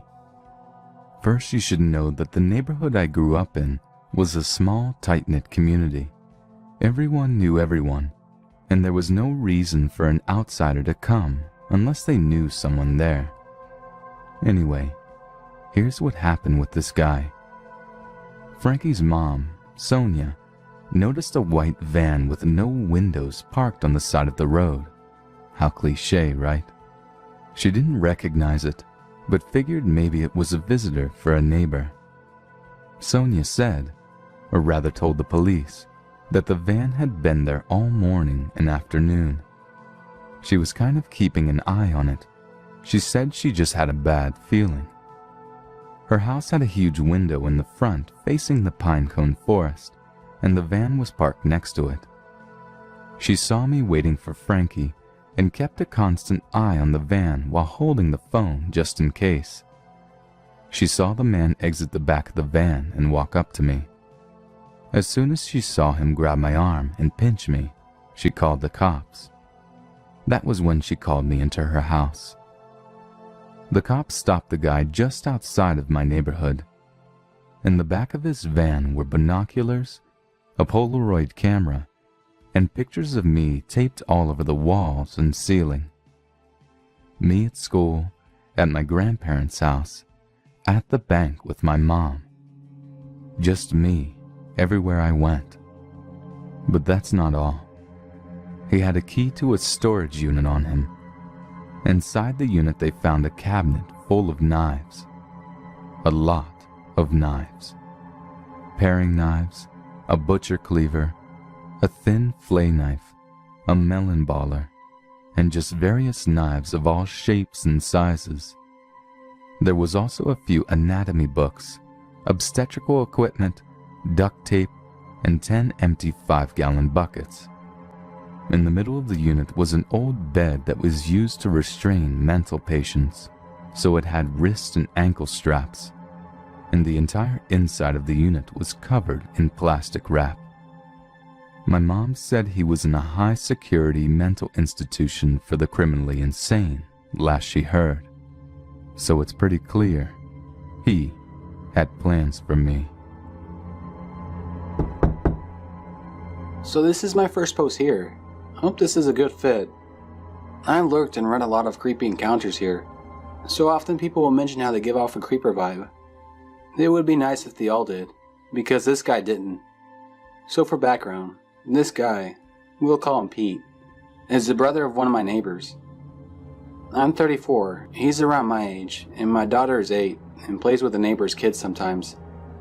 Neighbors are relatively normal people. And yeah, they party a bit, but so do I. Pete seemed as normal as anyone. He didn't have the creeper vibe at all. No sweatpants and tank top with random stains. He didn't drive a creepy van, never made any inappropriate comments. In fact, he kept a neat goatee and was quite well dressed. And the few times I've met him, we drank and smoked together, and he just seemed like an all-around decent guy. And then one day, the cops are there. They take Pete away in cuffs, and he doesn't live there. But I guess they had a warrant and knew him to visit there, so that's where they got him. Now I figured it was probably no big deal. Maybe a drug charge, or outstanding warrants for some petty stuff. I don't ask, because it hardly seems polite to say, "Hey, what did your brother get arrested for?" But it's public record, and I know his name, so of course I checked. And the charge was about as bad as it could possibly be. Child rape. Victim under the age of 13. What in the actual fuck? He didn't seem like that type at all. And I guess that's what really creeps me out. Sick, twisted pedophiles that could easily be mistaken for a normal person. As the father of a young girl, that scares me more than anything else. The creeper vibe just wasn't there. Anyway, he was convicted and will die in prison. So, seemingly normal super creep kitty diddler, let's never meet again. We won't, and more importantly, no other child will ever meet you again either. My husband and I live in an apartment complex in a kind of crappy neighborhood. Low-income homes, what have you. There are always lots of break-ins, and it's right next to kind of the downtown area of my city. It was mid-April of last year, and I was about 7 months pregnant, and my husband and I would often go out on our balcony late at night, really just the outdoor catwalks of the apartments, which connected to the outdoor stairwells and hallways. So it was either very late or very early, depending on your point of view, and it was quite dark, and my husband and I were standing outside looking at the moon over the tops of the apartments. He was smoking, and I was unable to sleep due to back pain, the joys of pregnancy. We were chatting about whatever, and suddenly, in the dark before us from the first floor, we heard someone talking. It startled us both, and my husband cocked his head and made a shushing gesture as we both froze. A man's voice, low, was whispering something from the first floor directly below us. I had chills. I couldn't quite hear what he was saying, but it was only his voice, and he sounded like he was having a conversation with himself. As we stood there, both straining to hear him, his voice seemed to be moving away from us. Then we heard the distinct sound of someone shuffling up the stairs. He was climbing the steps to the second floor, slow and deliberately, still muttering.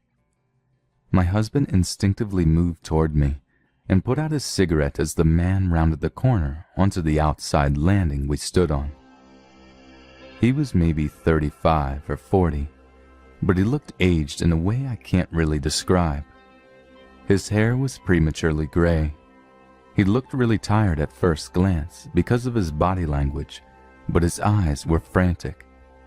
My husband later told me that he seemed to be high on meth. My husband wasn't a very good kid 15 years ago and had experience with certain drugs. He was also, unexpectedly, walking a dog, a very pretty blue heeler. He walked right towards us, and my husband stepped in front of me protectively. The dog stopped suddenly, and so did the man. As if he had somehow just noticed us, he visibly jumped, then laughed. Hello? Oh gosh, I didn't even see you there. Pardon me, just walking my little girl. He had the very definition of crazy eyes. They jumped all over the place, and when they landed on me, they jumped immediately to my big belly in an almost angry way. Oh, pregnant. What? I said, sounding like a jerk even to myself. You're pregnant? Yeah? My wife, well, ex-wife, she used to be a doula. Used to do those things. Used to help out ladies and deliver them, yeah. Babies are great. I have 2 babies. Well, my wife has them. Well, ex-wife, I guess. Yeah. It's hard to really convey how he was talking. He sounded really excited, but also weirdly desperate. You could tell maybe he wanted someone to talk to. Now I should mention that I'm a filthy bleeding heart, and my husband is a take-no-shit, look-out-for-number-one kind of guy. He cuts the guy off mid-ramble and says, "We were just going inside, man. You have a good night." Sure, I'm sorry. I'm Mike, by the way. I'm Mike. Mike. He sticks his hand out, and I shake it. His hands are soaking wet. I almost immediately yank my hand back, and he doesn't even notice. He's taking the dog leash and twisting it weirdly. Every muscle inside of my body is screaming for me to get away from this man. Instead, I tell him my name. At this point, my husband grabs my arm and yanks me towards our apartment, past Mike and the pretty dog. I waddle to the door, and as I open it, look back. Mike is watching me very intently. Once we get inside, we lock the door and talk about him. My husband is insisting he was on meth. He also mentions that it's weird that he's walking his dog upstairs at 3 a.m. when we knew he didn't live in our building. I wrote the guy off as a creepy drug addict, brought our shotgun into the bedroom, and fell asleep. 3 nights later, we are outside again. The building across the street from us is another apartment building, and moments after we walk outside, Mike comes out, staring right at us, walking his dog. He is smiling weird. He's headed for the stairs. We wave and go inside and lock the door again. 2 days after that, I'm getting out of my car at around 4 p.m. and he appears, pretty much at my trunk. 1 second I was grabbing my stuff to get up, and the next second he was standing there. There was no dog this time. He engages me in this weird conversation about how he knows my little girl is gonna be beautiful, just like me, and how lucky I am, how I should never ever get divorced because it ruins people's lives. I can tell he is extremely depressed. He says his daughter and wife left him only a few months ago. My husband yells for me from the balcony, and I make a lame excuse and leave Mike to his weird, jittery self. Husband interrogated me on what I said and warned me to just stay away from him. That night, there's a knock at my door. I check my phone, and it's 3:30 a.m. I have a lot of stupid neighbors that like to get wasted, so I decide to wait and see if they knock again. They do, this time more urgently. Feeling hot, fat, pregnant, and tired, I poke my husband with my foot and tell him someone is at the door. He continues snoring loudly. I resign myself to getting out of bed. I threw on a robe and trotted out to the front door. Just before I unlock it, I froze. Something told me to check my peephole. An unexplained feeling of dread washed over me. Slowly, I peeked through. At first, I didn't even know what I was looking at. I squinted and tried to focus my vision. Something didn't look right. It didn't look like the hallway. I rubbed my eyes and looked again. The realization that I was staring directly into Mike's eye hit me, and I swear it felt like liquid ice in my veins.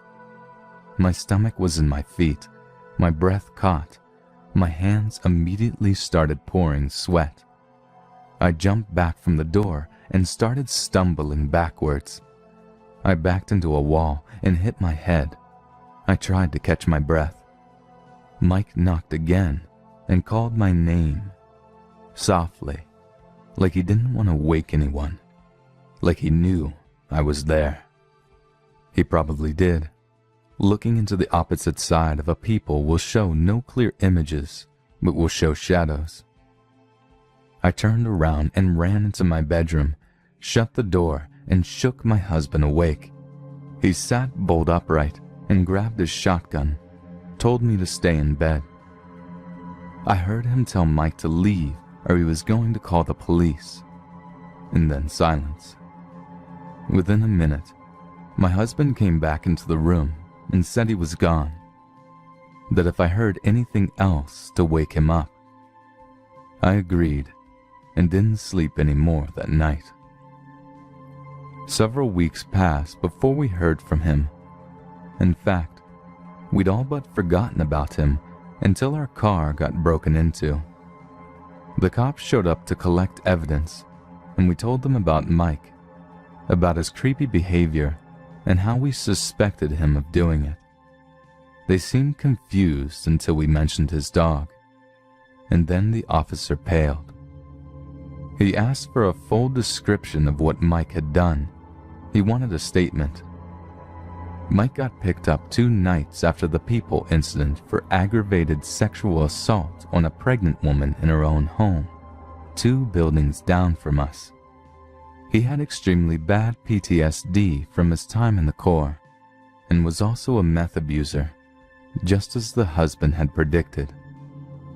So, I'm so glad that I checked that stupid peephole.